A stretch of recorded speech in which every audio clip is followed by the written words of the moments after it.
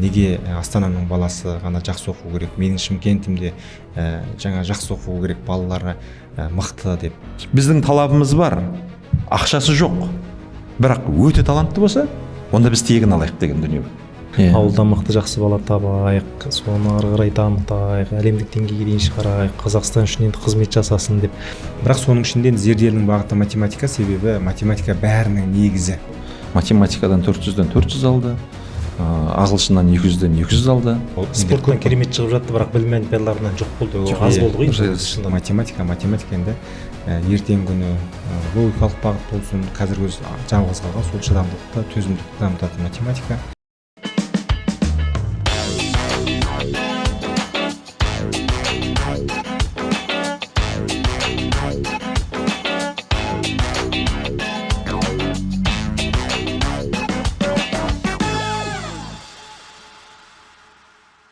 Қайырлы күн, құрметті оқырмандар, Ойлайық YouTube каналының кезекті саны. Біздің мақсатымыз білімді трендке айландыру. Сондықтан каналымызға жазылған маған болсаңыз жазылып қойыңыз. Жазылған болсаңыз лайк басып, комментарий жазып қолдай жүріңіздер. Білімді бірге трендке айландырайық. Бізде бүгін қонақта, енді өткенде подкастымыз көрген боларсыздар. Сол жерде де болған Өжет Мәуіт біздегі осы Зерделі ақыл-ой дамыту орталықтары мен мектептер желісінің негізін қалаушылардың бірі. Біздің негізгі стратегияны, бүкіл маркетинг жоспарларымыз бар. Бәрін белгілеп Зерделіні алға сүйреп келе жатқан азамат. Сол азаматтардың енді тағы біреуі бізде Алтаев Жанат ағай. Жанат ағайда енді біздің Назарбаев зияткерлік мектептерінде жұмыс жасаған, министрлікте тағы да басқа сондай мемлекеттік біраз органдарда, мемлекеттік мекемелер дейміз ғой, мемлекеттік мекемелерде жұмыс жасаған азаматтардың бірі. Өжет те бізде, Жанат та болашақ бағдарламасының түлектері деп айтуға болады. Енді Өжетті өткенде де айттық, әлемдік 100-ке кіретін университет Трентин колледжі, Трентин колледжінің түлегі болса, Жанат ағай Англиядағы Шеффилд университетінің түлегі, болашақ бағдарламасымен оқыған азаматтар. Әлемдік деңгейдегі әлемдік компанияға жетпес бұрын осы компанияның кейбір ерекшеліктері мен құпиялықтарыменен таныстыра отыру, осы білім саласында жұмыс жасап жатқандықтан біз енді таза бір мемлекет үшін де үлес қосып жатқан, лайықты жұмыс жасап жатқан, таза жұмыс жасап жатқан енді компаниялардың бірі болып саналамыз. Сондықтан осының басы-қасында өздеріңіздер жаңа айтылғандай тәжірибемізбен де бөлісейік, лайықты тарихымызға байланысты, өсіп өркендеудегі өзіміздің лайықты тәжірибелерімізді басқалармен бөлісейік деген мақсат. Енді оны халық түсінсін деп айтып жатқаным, себебі мен енді математик ретінде көбі біледі ғой, мен өзімнің білген нәрсемді елге ешқандай бүкпесіз бөліскендіктен, өзім методикаларымызды бөліскендіктен бізге Алла тағала осындай біз қаншалықты береміз, бізге де соншалықты беріп, осындай кеңіп Зерделінің өсіп өркендеп келе жатқан сол деп ойлаймыз.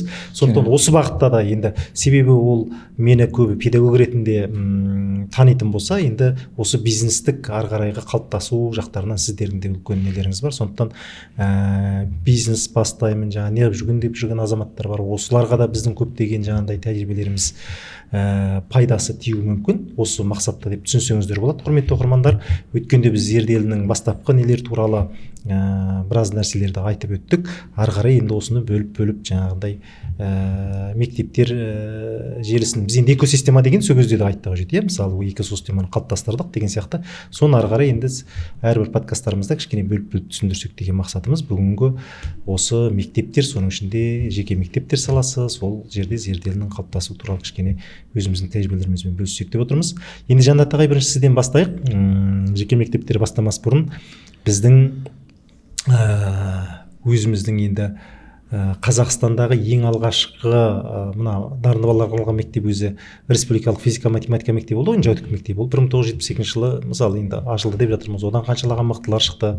Ары қарай бізге Қазақстанға келген білім инновация лицейлері, одан кейінгі енді Қазақстанның қазіргі жүйесіндегі керемет енді өзіндік бір несімен келген Назарбаев зияткерлік мектептері, сол мектептерде енді жұмыс жасадыңыз. Сондықтан Назарбаев зияткерлік мектептеріндегі тәжірибелеріңізді енді осы зерделі мектептерінде қолданып жатырсыз. Енді жаңа айта кетейік, біздің осы зерделі мектептерінің енді басқаруының топ менеджмент, енді әр бөлім бар ғой бізде, енді сол мектептердегі мектептер желісінің басқарушы топ менеджмент деп айтуға болады. Осы жағынан енді Назарбаев зияткерлік мектептерінің кішігірім енді ерекшелігі, оны әкеп осы зерделге пайдалану жақтағындағы артықшылық кемшіліктер туралы кішігірім айта кетсеңіз. Рахмет, Рысбек ағай, қуаныштымын бүгінгі подкастқа қатысып отқанымызға. Енді Назарбаев мектептері сөз жоқ, Қазақстандағы білім саласында флагман деп айтуға келеді. Оны барлықтарыңыз білесіздер. Қазір көп, сөзіңізді бөлгім келмейді, көп жаңа білім саласында қазір Назарбаев зияткерлік мектептерінен шыққан біраз мамандар жүр енді әрбір жақтарда. Оны байқадық. Жеке мектептер болсын, мемлекеттік министрлік болсын, біразына келіп жатыр ғой қазір, министрімізден тартып. Дұрыс айтасыз. Бұған дейін осы 2 жылға дейін көп еститінбіз. Дұрыс айтасыз. Жаңа қолдау болсын. Қазір білім инновация мектептерінің түлектерінің заманы келіп жатыр, солардың бәрі билікке келіп жатыр, басқа деп көбірек еститінбіз. Бірақ міне осы соңғы 1-2 жылда сізде бізде байқап жүрміз.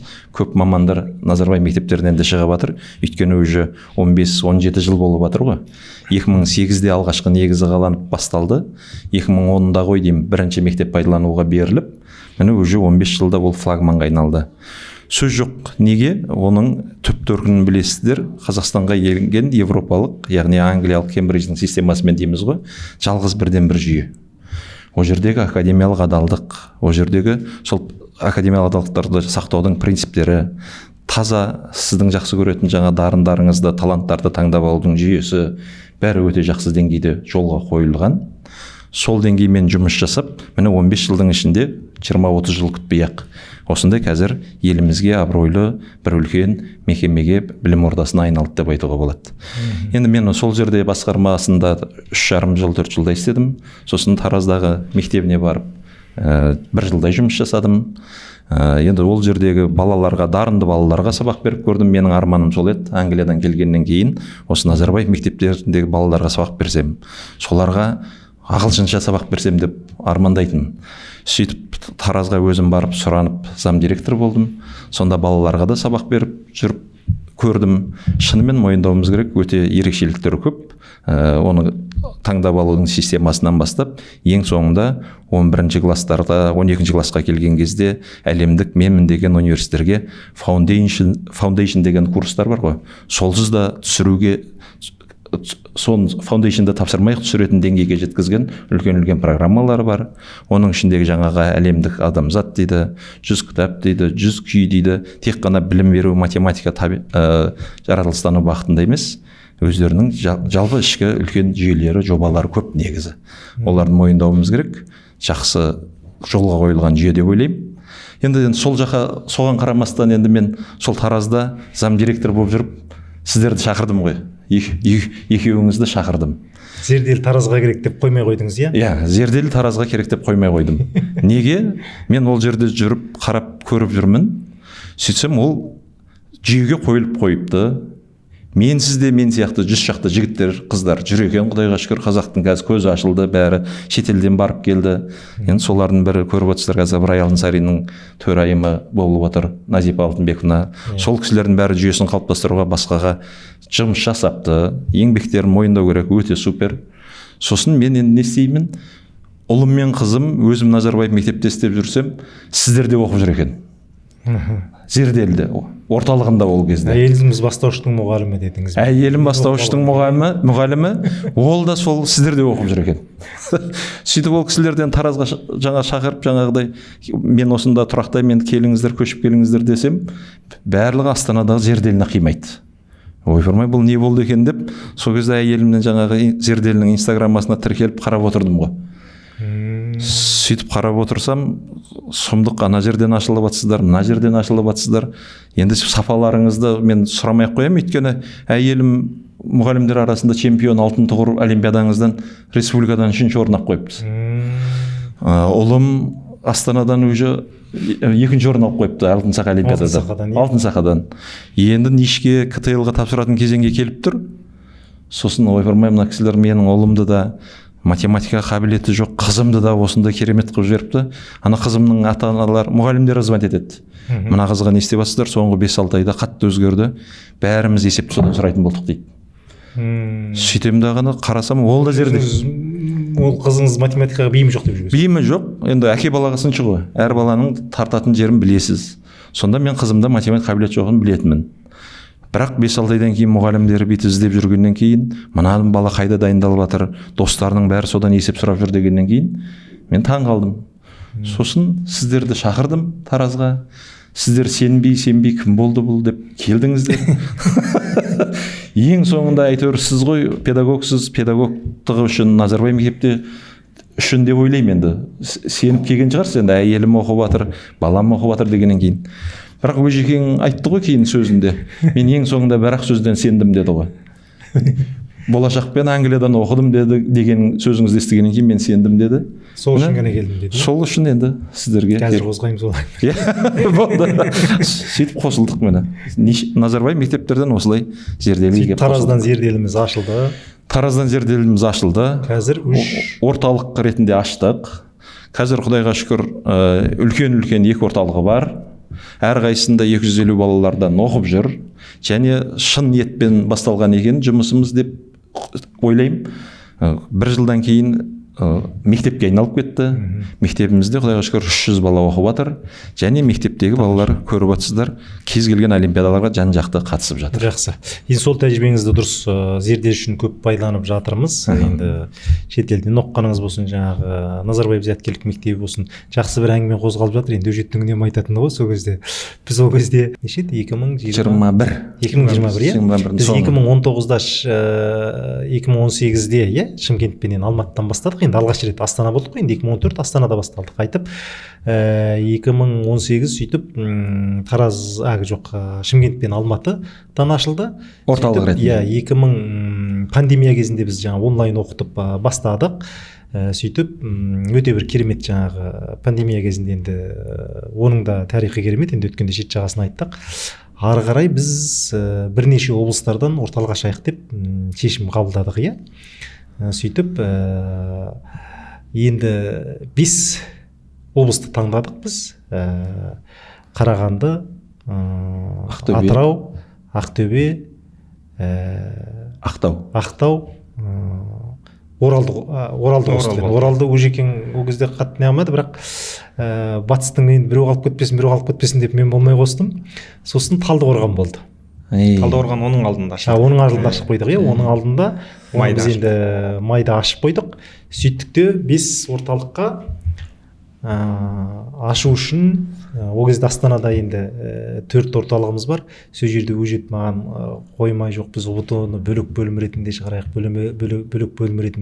деп ОБТ-ны бөлдік. Сөйтіп 5 орталық болды, иә. Сол 5 орталықтың директорларына шар суырттық. Сөйтіп шар суыртып 5 облысты маған айтты, өжет қоймайды, жоқ, сіз бәріне үлгермейсің, бәрін қойық, мен бәрін өзім ашқым келіп жүр ғой, енді жаңа бұрынғы сияқты отырып ішімді қимайсыз, өзіңіздің балаңыз. Өзің балаң сияқты. Сөйткеннен кейін жоқ, соларға берейік та, солар ары қарай жұмыс жасасын, не жасаймыз деді. Соны ары қарай өжеттің енді көп айтатын әңгімесі бар, ары қарай өзің жалғастырып айтсаң, содан кейін 5 облысты ашып тастаған кейін біз ақша қаражаттың бәрін сол жаққа салып тастағанбыз, иә. Сөйтіп Жанат ағай маған неден Тараздан ашайық, мен осындай Жанат деген азаматпын, жаңа болашақпен оқығам, Назарбаевты істеймін деп нені хабарлама жібереді. Мен оны өжетке жіберем, осындай деп жатыр, Тараздан біреу шақырып жатыр, барып келейік, не қылайық деп. Енді кез келген шешімді ол кезде дереу екеуміз бірге қабылдаймыз ғой. Соны Жанат ағайға айтып қоямын, ол өжет қосылмаса, короче, мен не қылмаймын, енді бірге бару керек деген сондай бір. Ол кезде біз экспоның ішінде отырдық, негізгі бас бөліміміз. Астана хабта, иә. Сондай бір қызық жағдайлар болған. Енді сол туралы өжет енді өзің бір қызық әңгіме көп айтылатын. Зерделіге махаббаты барларды іздейтін кезіміз еді ғой. Сондықтан Жанат ағай енді негізі әлгі зерделіге қалай махаббатпен келу деген үлгіні көрсеткен адамдардың біреуі ғой. Өйткені бір орталық Астанадағы бір облысты немесе қаланы басқарсын деген. Сол арқылы біз енді бәсеке болсын өз ішімізде деген мақсатта солай желебе тартылды. Енді бір орталықты біреуге бүйтіп бере салғаннан көрі желебе тартса әйтеуір ренжісі жоқ. Мысалы жаңағы Астанадағы Сарыарқа, Атырау түсіп жатты. Әркімге әрқалай, бірақ ниетіне байланысты түсіп жатты енді негізінен. Ниет деген нәрсе сол дәлелденіп келе жатыр ғой. Бағана енді жаңағы сіз айтып жатсыз ғой, енді бизнестік көзқарастағы адамдар үшін деп. Мен енді принципіміз бәріміздің сол ғой, мұғалімдік деген ұстаздықта немесе жаңа университетте, мен Назарбаев университетінде істеген кезде де ағайға айтатыным сол да, ниеті дұрыс болып, бұл білім саласын енді бизнес деп қатты ойлап келсеңіз, онда қатты жаңағындай ақша табам деп келіп жеке мектеп ашып жатқандар бар, бірақ енді қазір жағдайын көріп отырмыз деген сияқты. Сондықтан бұл жаңағы нақтылы бір ниетімен, бизнестік көзқарастан емес, педагогикалық көзқарастан не берем мен халқыма деген ойдан келген ең дұрыс. Январдың кезі ғой деймін, жаңағы ағай маған жібереді WhatsApp-қа, осындай екен, осындай, мына кісі деген жаңағы офистарды іздеп тауып оқырды, біраз уже ашық қойған, өзімен ашық қойған енді. Сөйтіп мен былай құтылу үшін ағайға былай айтам, қашып жүрмін ғой енді, кезіккөге тырысам, бұл кісіні айтса көнесің, амал жоқ. Содан сөйтеміз да, сол бір күні сөйтіп айтады, осындай ништа істеген екен деп. Жарайды енді, соның фамилиясына қарасақ Алтаев, өзімізге жақын, жаңа жылылық бар енді. Сосын барғаннан кейін білдім ғой, жаңағы есіктен кірген кезде очкиіне қарадым, болады, очки тағатын адамдар кішкене білімге келеді, сондай жылтың кетіп тұрған бизнесмен емес, оқымысты кісі сияқты. Екіншіден болашақ дегеннен кейін болды дедік қой, себебі енді сыртты көрген, өзіміздің ішімізді көрген, енді болашақпен бітіріп талай қалып қойып жатқандар да бар оған қарағанда. Шынайы жаңағы неден шыққан. Сосын Назарбаев мектебі деді, балаларының өзінің жаңағы зерделі игілігін көріп отыр деген сияқты. Сондықтан өзінің баласына білімді болса екен деп жүгірген ата-ана ретінде, жаңағы елге бірдеме болсын деген азамат ретінде сол зерделінің құндылығын көріп келді ғой. Сосын сразу сол кезде енді қаражатымыз жоқ болса да белгілі дәрежеде жүгіріп тауып жүріп сөйтіп зерделі ниеті дұрыс адамдармен Тараздан басталды. Бірақ енді Тараз деген әйтеуір менің достарым көп, 45-ші мектептен бітіретін. Қалған жағын білмейтін едік қой. Сондықтан солай Тараздан басталды. Қазір енді жаман емес, жүріп жатыр. Қазір енді сол кезде ашылған Атырауда керемет, жаңағы 3-4 орталығымыз бар, бір мектебіміз бар. Ақтөбенің өзінде қазір енді ғимарат таппай жатырмыз дейсіз. 4 орталық қазір мектепке де қатты сұранып тұр, бірақ енді мектеп ашалған жоқ, оған жақтан өкінішке орай. Оралдан аша алмадық ол жылы, себебі жаңа не дұрыс болмады деген сияқты. Бірақ сол кездегі ашылған орталықтар енді қазір Қарағандыда жақсы жүріп тұр. Ақтау жауып қалды енді өкінішке орай. Ақтау бар ғой қазір. Кейін қайтадан Ақтауда қиын болған жер андай болды ғой, енді не табу өте қиын болды, жаңа помещение дейміз ғой, енді орын жаңа не деген арендасы Астанадан қымбат қала ғой. Өте сондай болды. Сонымен сол жағынан қатты қиналып қалдық.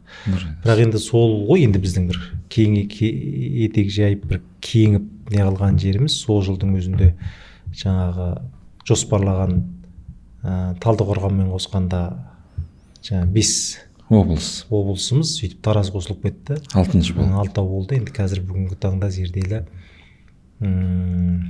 60 орталық бүкіл республика бойынша ашылды. 8 мектебіміз бар. Енді мектептер желісіне келген кезде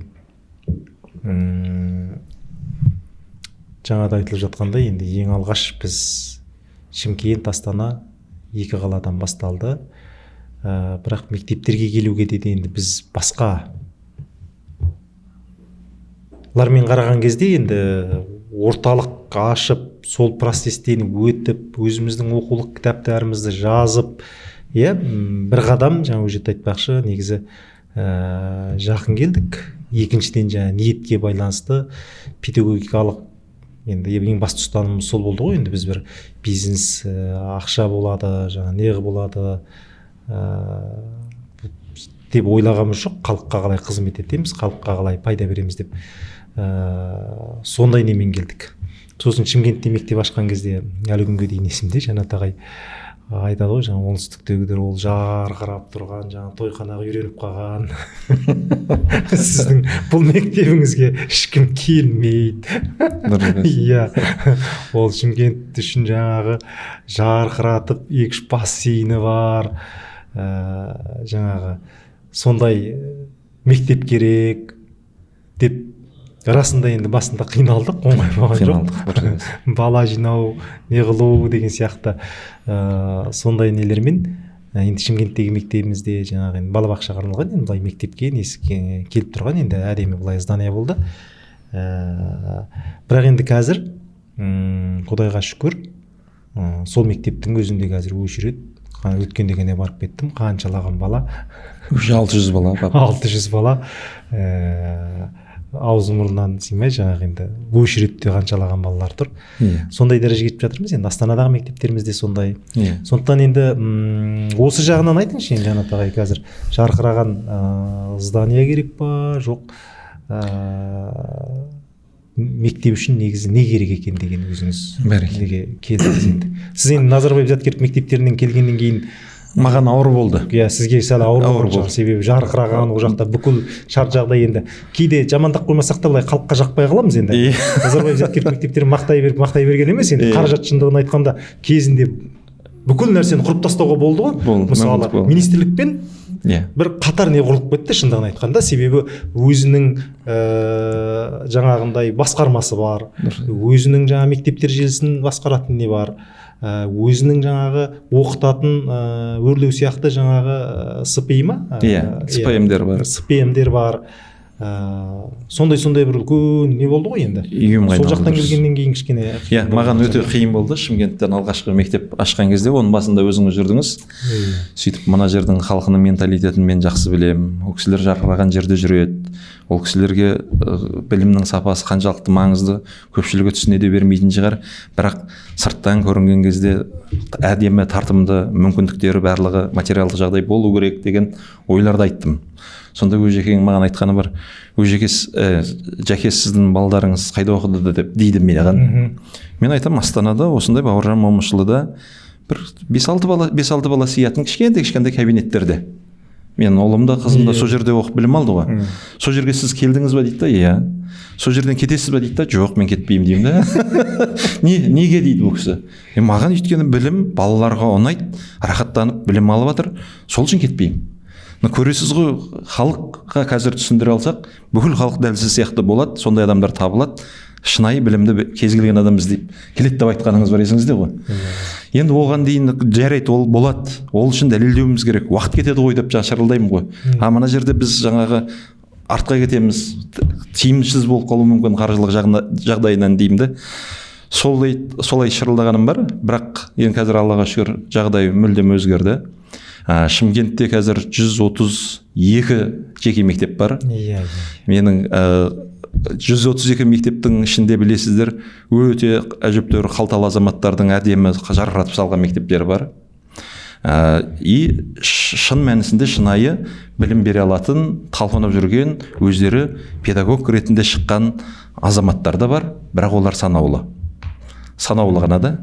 Сол үшін ғой мен үнемі айтам, қазір мен жағдайдың бәрін қарап талдап отырсам, өз частный мектептерді бүкіл әлемдік трендте де солай екен негізі. Бізде де дәл осы. Үшке бөліп қарайды да, қарауға болады да. Біріншісі жоғары элиталы азаматтардың балаларына арналған элиталы орта.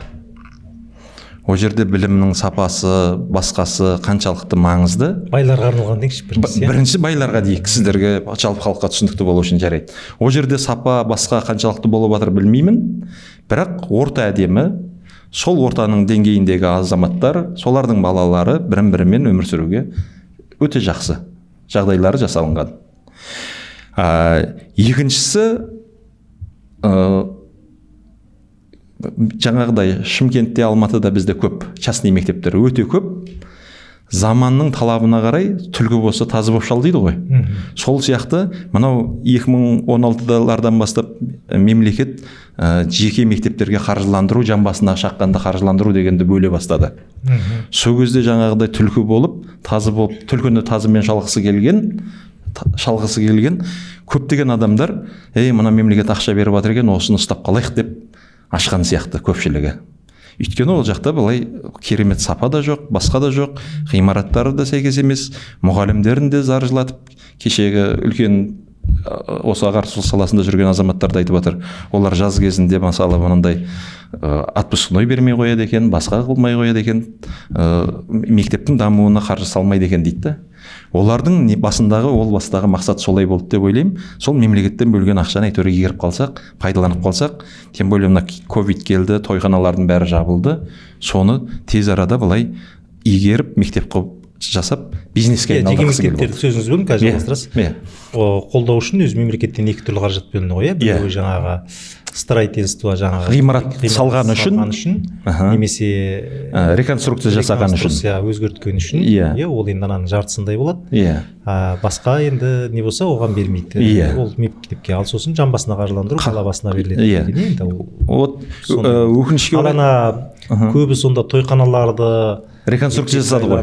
Не болмаса басқа мақсаттағы мақсатын өзгерсе, реконструкцияға лайықты бір енді қаржы алады. Салғандай емес, енді жартысындай, бірақ сондай қаржы алды, Осы уақытта айтып отырсыз. Осы уақытта айтып отырмын, және осы уақытқа жаңағы бизнесмендер көп деп табыла кетті дағыны. Осы уақытта екінші бағыттағы адамдар білім саласында мен үшін осылар. Үшінші саласындағылар бірақ екінші. Олардың басында отырған бір мен керемет педагогтарды білмеймін, танымаймын, бірақ білемін примерно мынандай тойхананың, мынандай бизнестің басқасында жүрген азаматтар дегенді білемін. Ал енді үшіншісі, осы білім саласына шынымен жан ашитын, өмір бойы білім саласында келе жатқан, өмір бойы балаға, ұстазға не жасау керек, оқу әдістемелік дүниелері дайын, оқу материалдары дайын, өзі олимпиадамен ауыратын азаматтар.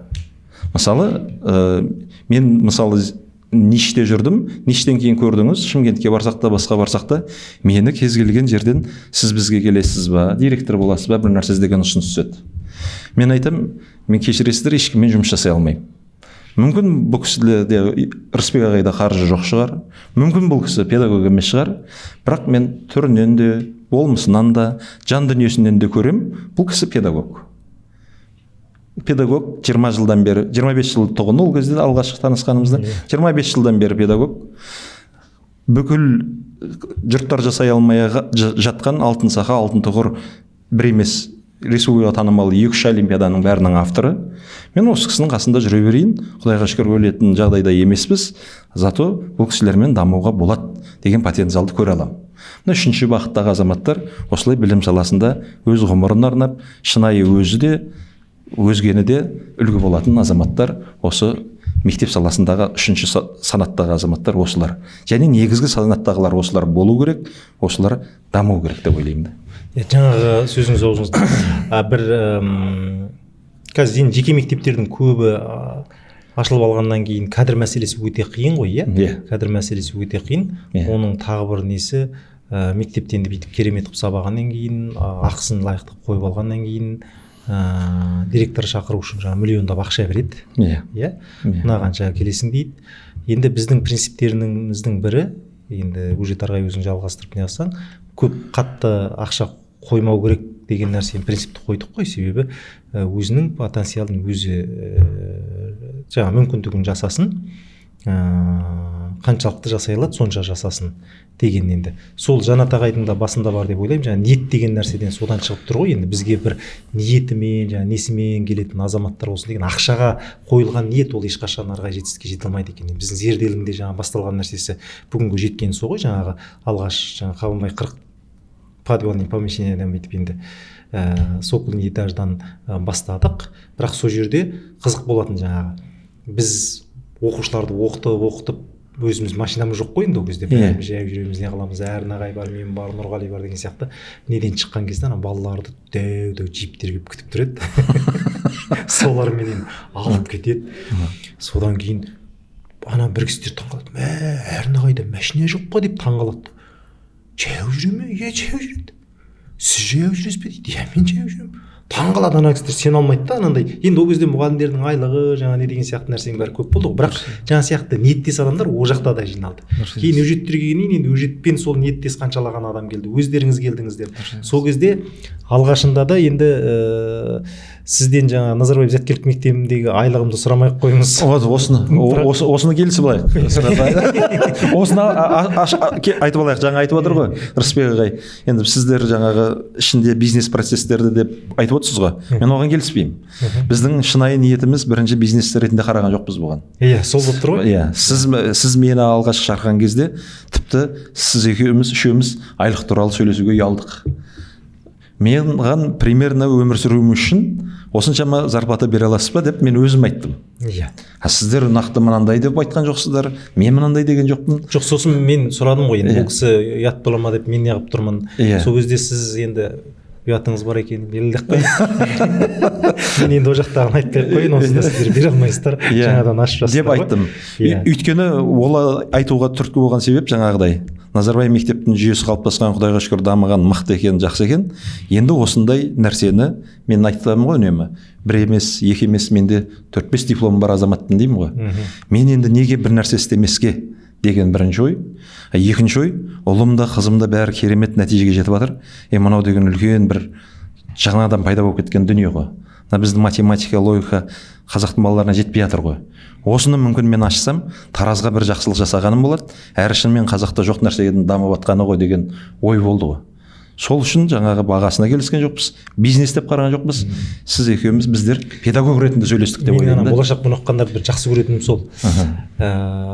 Енді сол кезде бір айтқан сөзіңіз қатты есімде да. Енді көп адамдар бүйтіп ойлап қалатын шығар, Тараздың тумасы анау мынау деп. Сол кезде айттыңыз ғой, мен Тараздың өзі тумасы емеспін. Бірақ Таразда 1-2 жыл тұрдым. Ризамын, халқын қатты жақсы көремін. Сондықтан осы жаққа мен бір нәрсе істеп кетуім керек. Өзімнің бір немді салып кетуім керек. Ал ол үшін мен зерделік ашылсын деген ғана менде ниет, басқа ешқандай бір сіздерден бірдеңе табайын деп тұрған ниетім жоқ деген нәрсеңіз енді маған қатты рахмет әсер жасады да. Өйткені ол шынымен ана нәтижелерді көргеннен кейін қатты риза болдым. Сосын көп ұзаған жоқ қой. 1 жылдан кейін ұлды Назарбаев мектепке қайттан Астанаға келіп дайындап түсірдіңіздер. Математикадан 400-ден 400 алды, ағылшыннан 200-ден 200 алды. Бұл шынайы сол ризашылықпен бірлесіп үлкен мүдде, үлкен арманмен бірге жасаған нәтижесі деп. Ата-ана болып келгеннен кейін міне ниет деген осы нәрсе болады. Дұрыс, енді ары қарай жаңағы мамандар даярлау. Мамандарға байланысты. Жоқ, мамандар дегенде енді көп қателіктер кетіп жатқандар, енді банкротқа ұшырап жатқан, енді не қылып қалып жатқандардың көбі жоғары айлықпен деген нәрсені білесіз бе? Енді жаңағы сіз айтқан сияқты ең басында айтып отырмын ғой, бұл және Жанат мырза айтқан сияқты екінші бағыттағы, мысалы жаңағы ақша табам деп келген бизнесмендер құндылық мәселесін, бірінші білім саласына осыған кірем ба кірмеймін ба, енді бизнесте болғаннан кейін негізгі мақсаты оның ақша табу да, басқа емес. Сондықтан сол жағынан көп қателескендер бар. Бірақ енді қоғам болғаннан кейін, мемлекет болғаннан кейін частный мектептер, жеке мектептерді ашу бұлай үлгіре алмай жатқан мемлекеттік мектептерді соғып үлгіре алмай жатқан райондар үшін немесе жаңа бәсекені дамытқысы келетін райондар үшін айтқан кезде бұл табиғи құбылыс та. Себебі мысалы жеке мектептердің тарихына қарайтын болсаңыз, мысалы Англиядан жеке мектептер болды кезінде, иә, қазірде мысалы ең көне жеке мектептер сол Англияда, төп нұсқасы сол жақта деген сияқты. Ал енді қазіргі мысалы жан саны көп, тез дамып жатқан мысалы Индияда 300 миллиондай мысалы оқушы болатын болса, соның тең жарымы жеке мектептерде. 150 миллиондай жеке мектепте оқиды. Бүйтіп қарасаңыз. Ал мысалы Корея болсын, біз ең алғаш 2017 сонда мен бір статистика, біздің халық онлайнға дайын ба, дайын емес па деген кезде онлайн төлем жүйесіне дайын емес болды да ол кезде. Бірақ көп адам былай ойлайды ғой, жеке мектеп ол білім саласының дамымағандығынан шығады деген нәрсені ойлайды да. Қазір сол көзқарас қатты бірақ жаңа не болып жатыр. мысалы Кореяда қарасаңыз, сол кезде Кореяда білім саласы дамыған, былайша айтқан кезде олар жаңағы пизадан жоғары орында тұрады. Сингапурда сондай мысалда, Қытайда жаман емес деген сияқты. Бірақ Кореяның 70% баласы қосымша оқуда жүреді. Ол не деген сөз? Ол шығыс халықтарындағы мынау жарысып оқу, сондағы бәсекеге шыдамды болу үшін мектептегі білімі, мұғалімі олардың мықты. Бірақ сонда да сол жаңа қосымша, Сингапурды қарасаңыз да өзіміз өткенде барған кезде көрдіңіздер, қаншама оқу орталықтар бар, қаншама жаңа қосымша нелер бар. Ал қазірдің өзінде мысалы біз өзімізге флагмен ретінде ұстайтын онлайндағы Байжус болды. Білесіз ғой, бір математик, анау CAT деген кат дегенге дайындайды Англияда, Индияда. Сөйтіп ол бір стадионда 30.000 адамды футбол емес, математиканың емтиханына дайындайды екен, сондай деңгейге жеткізген. Бір стадионда. Соған ана жаққа камера қояды, мына жаққа не қояды, экран қояды деген сияқты. Сол Байжустың мысалы жаңағы құрушысы. Сондай білімге деген жаңа несі бар. Ал сол Индияда мысалы жаңағындай мектептер, Қытайда да сондай мысалы, білесіз ғой, Қытай салыстырмалы түрде Қытайдағы жаңағы кереметтен кезінде онлайн оқудан мықты болған. Онлайн болсын, жаңағы 60.000-дай орталығы бар, 1600 қанша жаңағы мектептері бар. Мынау IPO-ға шыққан жаңағы New Oriental деген компания бар да, ағылшыншасы New Oriental. Сол олар да сол жаңағы жеке мектептері бар, орталықтары бар, солай не қылды. Ал енді оқу қысым қатты болғаннан кейін оларда салыстырмалы түрде мемлекеттің саясатына байланысты жаңағы оқу орталықтар жабылды, бірақ ата-аналар әлі де оны ұрлап береді, жаңағы оқу орталықтарына апарады, жеке мектептерге апарады деген сияқты. Сондықтан бұл жеке мектептер қоғамның дамыған жатқанының белгісінің біреуі негізінде. Өйткені бәсекеге мысалы қабілетті болу үшін мемлекеттің саясаты 100% дұрыс, себебі бәсеке болсын. Ал енді жаңағы бірінші ниеттесіз ба, екінші ниеттесіз ба, жаңасы үшіншісі ма, ол уақыт өте келе бәсекеге қабілеттіні сараптап шығарып тастайды. Қазір мысалы енді Финцентрден ақша бөлінбеді, біраз мектептер жабылып қиналып жатыр. Ал ниетімен келген бизнесмендер де қиналып жатыр. Мысалы кейбір мектептер бар, үлкен біздегі мектептер, олар бір ақша табу мақсатында емес, олар мемлекетке көмектесу мақсатында, немесе өзінің жаңағы жүрек тыныштығы үшін, мысалы біреу мешіт салып жатады, біреу жол салып жатыр. Сондықтан көрдіңіз бе, үлкен әлемдік кейбір компаниялар осыны жаңағы мектеп арқылы өзінің жаңағы жүрегін орнықтыру, өзінің жақсы ниетін көрсету деген сияқты. Бірақ енді мектептердің бағасы әртүрлі болғаннан кейін бұл жерде әртүрлі модель болады. Біреуі жаңа қымбат модельдегі оқыту, біреуі орташа, біреуі жай елдің тренд мектеп ашып жатыр екен, анадан естідік, мемлекет ақша береді екен деп секіріп соған кіріп кетеді, артынан ойбу, негізі қателесіппін, білінбай неге соғып аппын деген сияқты. Енді сол жаңа Шымкенттегі уақиғаны айтып жатсыз ғой. Біз білесіз, Шымкентте мектеп ашылған кезде жаңағы біздің сіздер бар, жаңағы біздегі тағы да топ менеджментімізде кісілер бар, солар бардыңыздар. Сонда менің таңғалғаным, Шымкентте оқыту моделі біздікімен сәйкес келмейді. Олар тегін, көп мектептер түске дейін тегін оқытады, мемлекеттік тегін дейді, түстен кейін қосымшаға алып қалады. Сонда мысалы 100 бала оқыса, біреу 30 бала жаңағы қосымшаға қалады. Қалған 70 үйіне қайтып кетеді. Сонда жеке мектеп емес, ол мемлекеттік мектеп негізінде. Бірақ қосымшасынан ақша тауып отыр, жаңағы айтқан сияқты подушевойдан немесе жаңағы строительстводан. Ол жердегі мақсатта реконструкцияның көп сондай болды да. Бірақ бізде енді басшылықта сондай қылмасақ ешкім келмейді деген ой болды ғой, басында болды. Сонда мен айтамын да, ол егер жаңағы 10 бала отырады, соның 3-еуі кеше оқып алған, түстен кейін курсқа қатысып, қалған 7-еуі оқымай қайтып келген. Сонда сен әділетсіздік дегенді осы жерден бастап тұрсың ғой деймін да. Ай сонда ол қалай сен 10 балаң жаңағы 10 түрлі немен 2 түрлі немен келеді деген сияқты. Көрдіңіз бе? Сондықтан біз ақылы болады, таңертеңнен жаңа кешке дейін жүреді, біз оған дұрыстап оқытамыз дедік. Алдында соған байланысты біздің неміз қатты өткен жоқ. Сөйттік те біз бірінші жылына тағы да біз талдап алдық, процессті. Яғни талдап алу дегенді не қылайықшы? Басында енді өжеттің тағы бір не қылған, енді екеуміздің айтқан нәрсеміз сол болды ғой. Зиянға кірсек те, не қылсақ та баланы талдап алу процесін жүргізейік. Осы басынан сол мақсатымыз айқын болсын деп, себебі орта деген мәселе бар. Ақшасын әкеп не қылғаннан кейін кейбір оймен сөйтіп жеке мектептердің көбінің шеше алмайтын мәселелерінің бір деп енді сол кезде айттым ғой, ақшасын бердім, саған міне биттім деп не болады. Сондықтан орта мәселесі бар, үйренейін деген ниеті бар, жаңағындай адамдарды жинайық деген мақсат болды. Сондықтан сол жылдың өзінде біз біраз енді жаңағы минусқа кірдік. Бірақ енді ашылғанда да жаңағы ғой, енді жаңа білім басқармасында неде жүрген енді біраз азаматтар бар, енді сол кезде жаңа білімге жан ашитын Шымкентте жаңағы, солар бізге себепші болды ғой. Енді бізге кім көрінген ашып жатыр мектеп, сіздер мектеп ашсаңыздар, сіздердің орындарыңыз мектепке келіп тұр, біз көмектесейік деп жүргенден сөйтіп аштық қой енді мектептің несі деген сияқты. Бірақ мен қоймадым енді жаңағындай анандай минусқа кіріп кетеміз деген ой болған жоқ қой мен. Сол кезде бізге Мөлдір апайымыз болды ғой, себепші болуға. Мөлдір енді орталық ашылуға себепші болды. Орталық ашылуға себепші болып, біз енді Астанада тұрып үйреніп қалғаннан кейін, өзіміз енді былай региондық тұрғыдан алғанда солтүстіктен болғаннан кейін Шымкентке көп бармадық. Бірақ жаңағы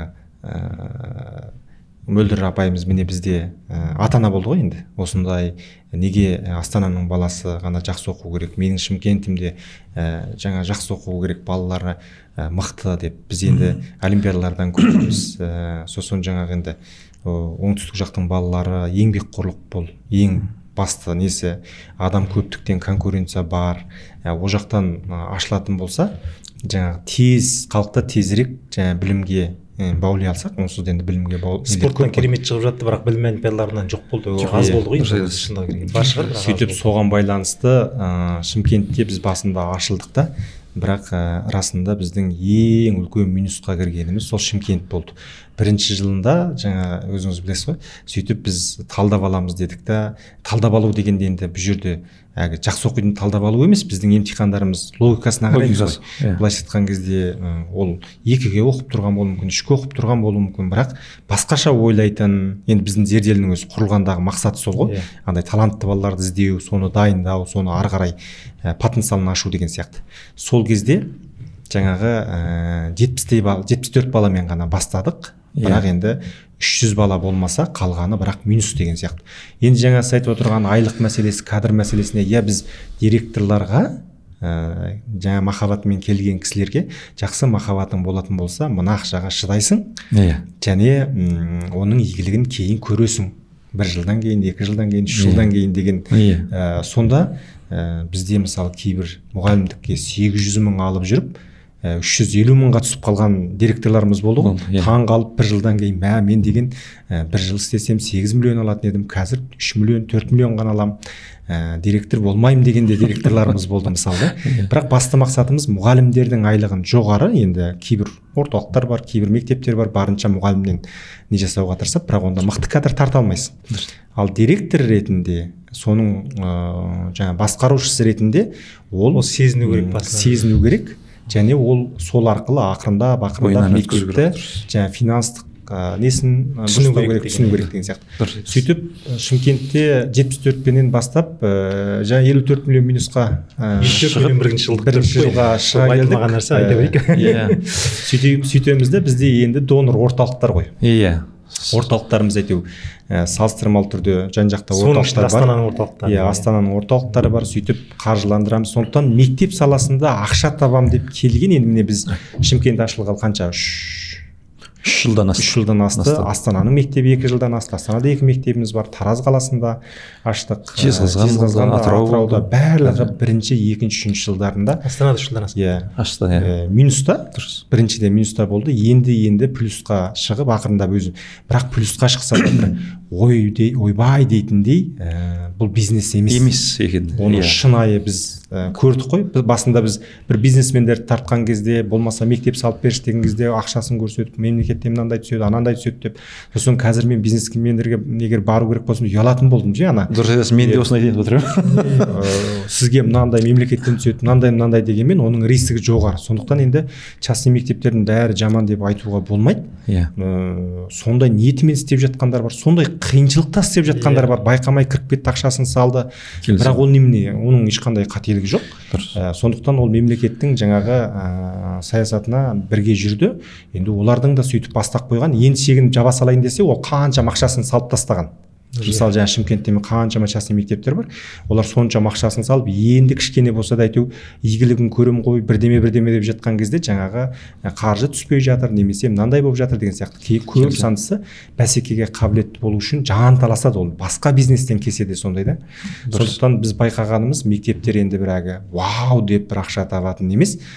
Өзі шынайы ниетің болса, мен осының қаражатына шыдаймын, немесе бір донорым бар, осы арқылы жаңағындай не жасап отырамын десең, онда келсең болады деп ойлаймын мектептерге. Сондықтан жаңағы қаражат жағынан біз мұғалімдерге жыл сайын ақшасын көтеріп отырмыз, тамағын тегін қыламыз.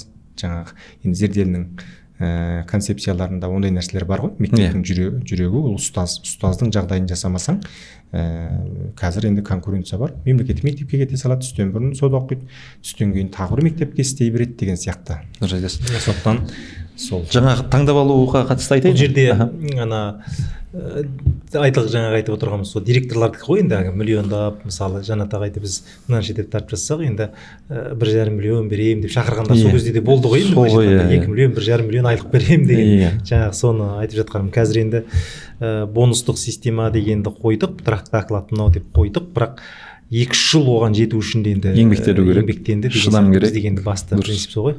Сосын мұғалімдерді енді ол мұғалімдерден жаңағы біздің 3 неміз бар ғой, зерделі ұстаз, зерделі бала, зерделі ұстаз, зерделі отбасы деген. Қазір ол туралы тағы да жалғастырып айтып жатамыз. Жанат ағай өзіңіз ойыңызға келіп қалған нәрсеңіз білмей жалғастыра беріңіз. Жаңағы таңдап алу процесі туралы айтып жатырмыз ғой. Жалпы частный мектептердің жалпы тарихын 12-ші ғасыр басқадан бастасақ, анау хан аристократтар, соның айналасында жүрген аристократтар, барлығы мүмкіндігі барлар хаттану, оқыту, музыка тану содан басталған ғой негізі. Ана Оксфорд, Кембридждердің де басы сол. Негізі Оксфорд бірінші шыққан екен да, осындай идеялас жігіттер, қоғамнан сәл озық туған жігіттер бірге ақылдасып, осындай біз ақылдасатын бір институт қылып ашайық, ортақ бір мектеп қылып ашайық, содан тарайық. Дәл осы сияқты. Дәл осы сияқты. Сөйтіп діни мақсаты бар. Ол орта ғасырдағы мектептердің бәрінің басында тұрған католиктер, діни уағыздар. Біздің де енді абай шәкәрімдерді қарасаңыз, бәрі молдадан қат таниды. Молдалық жолда оқиды ғой енді. Сөйтіп жаңағы орыстан оқиды, тілмәш болады деген сияқты. Ол жақта да Европаның өзінде де осылай келген екен да, дамыған екен да. Сөйтіп кімнің ақшасы бар, кімнің жағдайы жақсы, кім оқытқысы келеді, міндетті түрде ақша төлеп оқиды. Одан пайда табайын деген ниет о баста болмаған ғой негізінен. Негізі бала білім алу үшін жаңа корольдар, оның айналасындағылардың өздері ақша төлеп оқытқан негізі. Ал енді қазір білеміз, бізде частный мектептер көп. Ақшалар, қаржылары 5 миллион, 10 миллиондық частный мектептер бар. Частный мектепті қылып ашып, оны жаңағы мемлекеттік қаржының арқасында өмір сүруге болады екен деп тегін қылып жіберіп, жаңағы үйірмелермен, басқалармен өмір сүреміз деп, сосын мұғалімдерді қинап, басқа қылып бизнеске айналдырған тағы бар. Енді біздегі ерекшеліктің тағы кереметі осы айтайын деп отырмын ғой. Өжекең айтты ғой, давайте біз частный мектеп болайық, бірақ соның өзінде таңдап алайық. Бұл ештерде кездеспеген біздің Қазақстанда. Ақшасын берсе, басқа мектептің бәрі ала береді. Басқа мектептің бәрі ала береді, бірақ бізге ақшасын беріп тұрса да, біз алмайық. Өйткені өзіміздің примерно жаңа логикалық тесттерімізді, тапсырмаларымызды қояйық. Содан өтсе, сосын ақшасын төлей алса жарайды алайық. одан өтпесе ақшасын берсе де алмай ақ қояйық. Бұл біздің зерделідегі частный мектептердің ішіндегі ерекше бір дүние деп ойлаймын да. Өйткені көп частный мектепте осыны кездестіре алмадым. Ал енді біздің талабымыз бар, ақшасы жоқ, бірақ өте талантты болса, онда біз тегін алайық деген дүние бар. Иә. Рысбек ағайдың жеке гранты, әлемдік 1000 бала бойынша жеке сіздің қолдауыңыз деген сияқты. Бұл енді шынайы педагог, шынайы балаға жаны ашыған, шынайы таланттарды көтергісі келетін адамның тірлігі деп ойлаймын да. А басқа жерлерде көп жағдайда бұндай нәрсе жоқ. Бұл біздің ерекше. Иә, әлемдік 1000 бала туралда өткен енді азаматтар естімеген біреулер таңғап жатыр ғой. Бір жеке адам ретінде мынандай проектті ол мемлекеттің өзі жаңағындай іске асыра алмайтын бір көп нәрсе бастап жатсыздар ғой. Жаңағы енді саясат мырза айтып жатыр ғой, осыны жақсылап жазып ары қарай не қылайықшы деп дамытайықшы дейді. Мынаны айтып жүрген нәрсесінің бірі сол ғой енді. Ауылдан мықты жақсы бала табайық, соны ары қарай дамытайық, әлемдік деңгейге дейін шығарайық, Қазақстан үшін енді қызмет жасасын деп.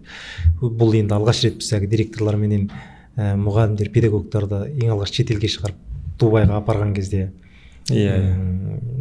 сондай туған идея болды ғой. Сол жерде біз әлемдік 1000 бала деген нені жарияладық. Қазір енді соның несінде де Назарбаев зияткерлік мектептеріне, білім инновация лицейлеріне ырпымшыға түсіп тұрып, зерделді қаламыз деп сеніп қалып кетіп жатқан оқушылар, ата-аналар бар, иә. Енді осы жағынан өзің енді деп айта берсек не болатын шығар, бірақ мектептің негізгі үлгісін қалыптастырғандағы басындағы өздеріңізбен бірге не қалған идеялар қазір іске асып жатыр деп ойлаймын. Солармен ақылы болсақ та, солармен бір деңгейлес мектеп құрамыз деген ниетіміз енді ақырын орындалып кеткен жатқан сияқты. Жаңа сияқты Оксфорд, Гарвард сияқты енді сондай деңгейге жетеміз деген ниетімізді алла жеткізсе болады. Жаңа басында сол ништің кішкентай рекламасы болды ғой. Бірақ енді талдап алу мәселесі дегенге келген кезде олар енді 7-ші класстан ең қаймақтарын талдап алды. Дұрыстап оқытпауға ешқандай негізі жоқ. Дұрыс. Сондықтан бірінші қаймақты алғаннан кейін ол қаймақты әдемілеп тұрып ұлтқа қызмет ететіндей жасауға ол мүдделі деп ойлаймын. Сондықтан біз енді міндетті дейсің ғой. Міндеті. Сондықтан біз жаңағы нишқа түскен кезде сен аузын ашып тұрады, жаңағы балаға бүйтіп кішкентай білімді беріп келіп қалатын болсаң, жаңағы лап еткізіп тартып алып жатыр. Ол енді кәдімгі бір балаға кішкене қиналып сабақ берсең жай мектептерде. Ана мектепте оңай, шаршамайсың. Енді мықты баламен жұмыс жасау біріншіден ауыр, екіншіден жеңіл. Өйткені сен одан да мықты біліп тұруың керексің. Немесе жаңағы содан ана баланы бүйтіп алдыға дұрыстап жүргізсең жүре береді. Одан мықты беріп тұрсаң, беріп тұрсаң алып тұр.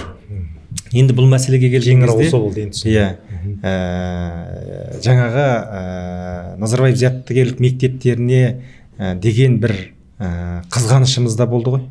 Енді шын айту керек, мен Бақтияр деген баланы дайындадым да, жаңағы ағылшыннан дайындаймын. Сол бала жаңағы қасында класстастары бар. Жаңағы олимпиадаға мықты бала көріп отырмыз ғой. Енді математикадан 40-тан 40 алады, ағылшында мықты, бірақ аңқау баланы анаған қарап отырады, мынаған қарап отырады. Сөйтіп Назарбаев зияткерлік мектебіне 5-ші ма 4-ші болып түсті. Бірақ ана қасындағы қыздарға мен айтып қоям, Бақтиярға көмектесесіңдер, былай мына үй жұмысын былай бердім. Бақтияр сол 4 қыз жаңағы соны алып шығады. Енді анау өте жаңағы бір әдеттегі бала емес. Сөйтіп ол оқи алмады Назарбаев мектебінде.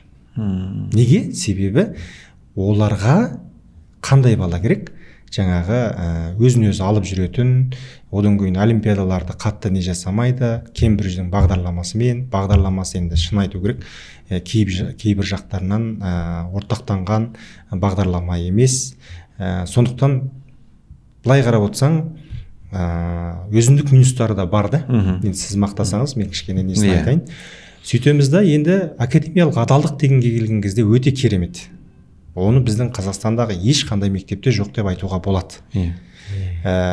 Сөйтіп сосын дағдылары жақсы иә, береді. дағдыларды қалыптастыру, Жобалары жақсы. жобалар. Бірақ енді көп идеология жағынан кішкене осы жағынан ақсап қалған. Иә, ол енді мысалы Қазақи ұлттық құндылық. мынандай бағытта Кембридж деген мысалы біз мектептерді салыстырған кезде мен кейде андай нелерді оқимын, сонда мысалы қай мемлекет өзін қай бағытта ұстайды. Англия мысалы 18-19 мысалы жаңағы 17-ші ғасырларда олар жаңағы кәдімгі индустриялық бағытта дамыды.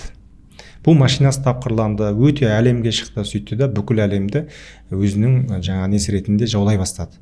Сонда жаулай бастағанда олар енді инженерлік бағытта болды ғой, барлығы жаңағы машина жасау, немесе кен қазу, немесе сонда сол жағынан қатты дамыды, бірақ барғаннан кейін енді ол жерге менеджмент керек болды. Яғни ол бір мемлекетті басып алғанда оның жаңағы саудасы бар, финансы бар. Сөйтті да өзінің ориентациясын жаңағындай менеджмент бағытына қарай бұрды. Яғни жаңағы біздегі IB бағыттарын көбірек мектептер аша бастады. Былайша айтқан кезде сол ұлтты өзінің жаңағындай бір мысалы Қытайларды қарасаңыз инженериялық бағыт, жапондарды қарасаңыз, немістерді қарасаңыз ауыр технология мықты дамыған, иә. Американы қарасаңыз екі бағытты бірдей алады. Топ менеджменттерде мықты, мынасында екі жағында. Сондықтан мемлекеттің ориентациясына байланысты сөйтті дағы сол бізге келді. Яғни біз жақсы лидерлар шығаруымыз мүмкін, және жаңағы бірақ таза жолмен, жаңағындай академиялық адалдықпен деген сияқты. Сондықтан сол жағынан енді жақсы істеп жатыр. Содан біз дайындаймыз. Нишқа дайындаймыз балаларды, қан тер болып жаңағындай әдемілеп тұрып дайындап түсіреміз. енді зерделі нишқа дайындаудағы нөмір 1 болды Астанада.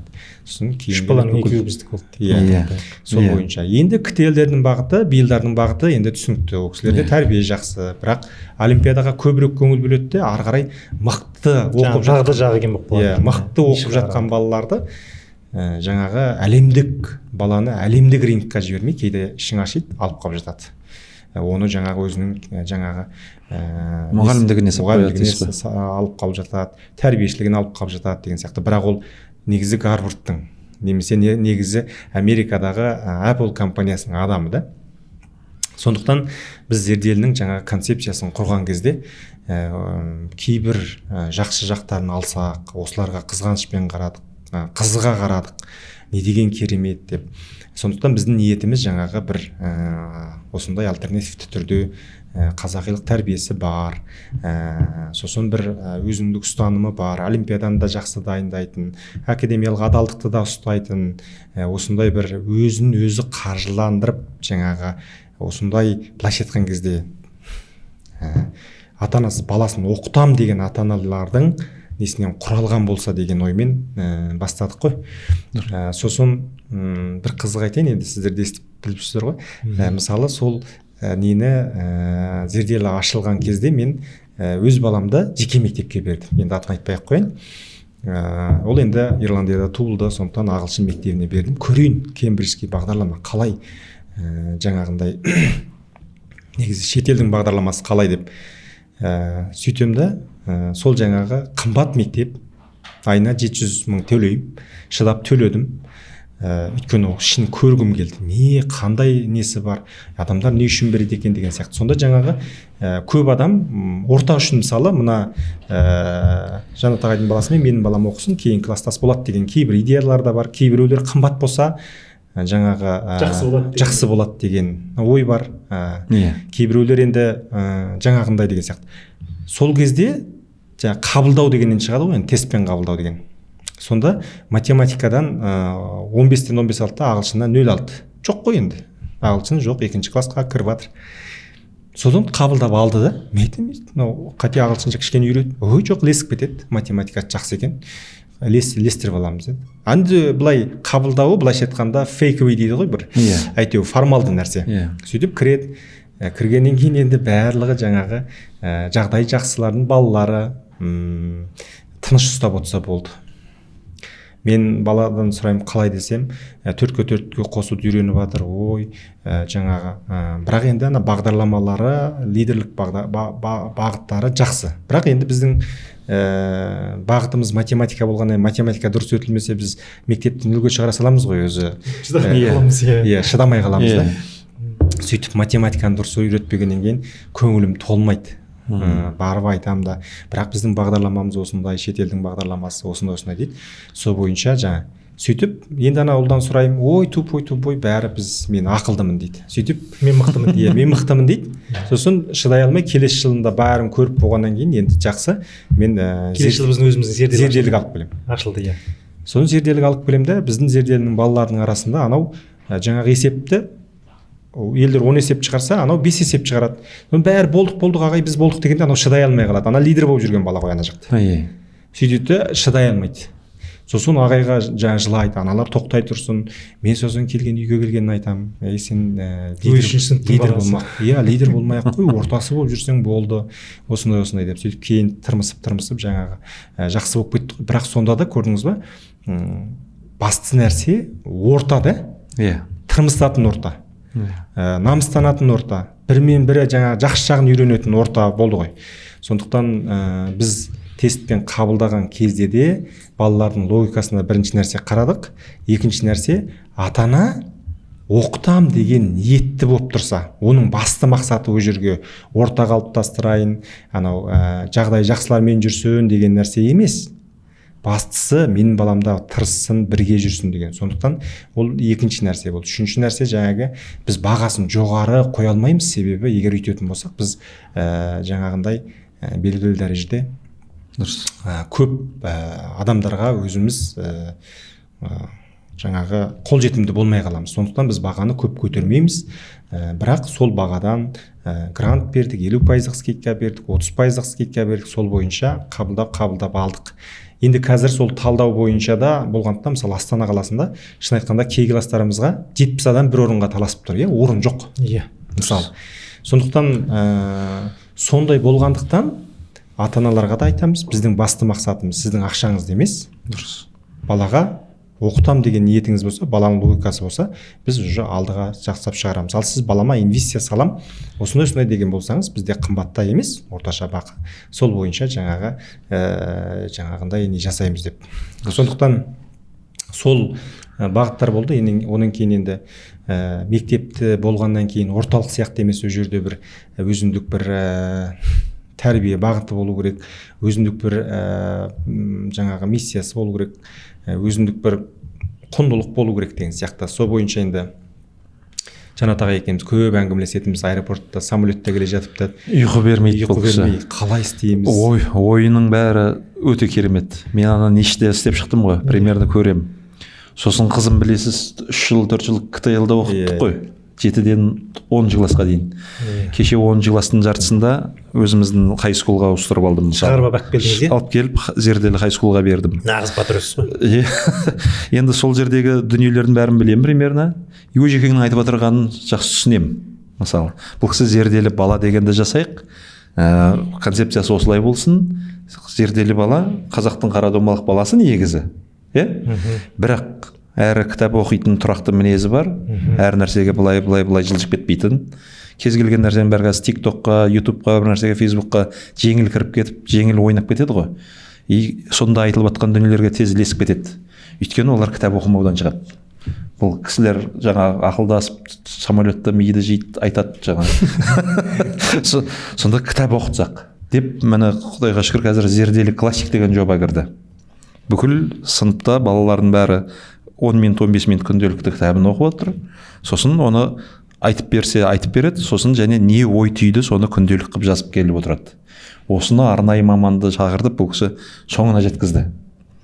Сосын мынау домбыраны қазақтың әрбір баласы домбыра шертіп көру керек деген принцип болды. Өзіңіз бастадыңыз. Бізді сонда айта салайықшы, бізде домбыра мен шахмат ол міндетті пән сабақ ретінде кіріп отырғандықтан 100% бала домбыра шертеді. Өткенде тағы бір келген кісі кешегі кім таңғалып сұрап жатыр, сонда міндетті оқытыла ма? Енді ол міндетті оқытылғаннан кейін 100% шертеді ғой. Орта солай бәрі шертіп жатқаннан кейін шертеді ғой деген сондай әңгіме. Бұл екінші дүние мысалы. Сосын жұрттың бәрі ойлайды ғой, енді қазір зерделіге барсақ математика, логика мен ба деп менен сұрап жатады өзі. Сен жәке не істедің, балалардың бәрі математика жүрдің ба деп. Жоқ, оның ішінде басқа да дүниелер бар ғой деймін да. Анау жаңағы аналар сияқты шіли тәрбиеге барып, өз ойын айтпай жабылып қалмау керек. Болмаса тым ашық болып Назарбаев мектептегі балалар сым өзімшілдеу сияқты, енді осылардың ортасынан біз ұнайтын бір дүние зерделі баланы шығарайықшы деген ойдан туындады ғой енді бұл Өжекеңнің айтып отырған принциптері. Сосын логикасы мықты, ағылшыншасы мықты бала бізге тест тапсырып келіп түсті. Жаңағы домбыра мен шахмат ойды дамытуға, домбыра ұлттық құндылықты дамытуға жақсы. Классикалық әдебиеттер жалпы іштегі рухани бір ұстанымды ұстап қалуға жақсы. Біздің ағылшындардың тағы да бір ерекшелігі ұлттық рухқа бейімделген дейтініміз авторлық қой. Зерделі авторлық ағылшын кітаптары бар. Оның ішінде кез келген қазір сіз Кембридждің болмаса бір нәрсенің жаңағы кітаптарын алсаңыз, ішінен Джеки Чанды оқуыңыз мүмкін, Ван Дамды оқуыңыз мүмкін, болмаса Америкадағы жаңағы Statue of Liberty дейді ғой, тәуелсіздік монументі деген сияқты, соларды оқуыңыз мүмкін. Біздегі ағылшындардың ішінің өзінде Димаш Құдайбергенді оқисыз, Балқаш көлін оқисыз. Ағылшынның оқулықтары туралы. Ағылшын оқушылығының өзінде ұлттық танымдық дүниелер бар ғой. Солшылардың бәрін жинап ағылшын туралы айта салайықшы, расында бізде шетелден аударылған аударма көп болғаннан кейін ол бәрібір сен сыртқы киімін ұлттық не қылсаң бар, жүрегі шетелдік деген сияқты әңгіме болып тұр ғой, сап-сары көзі айтатын оның бәрібір көзі орыс, жүрегі шетелдік деген сияқты.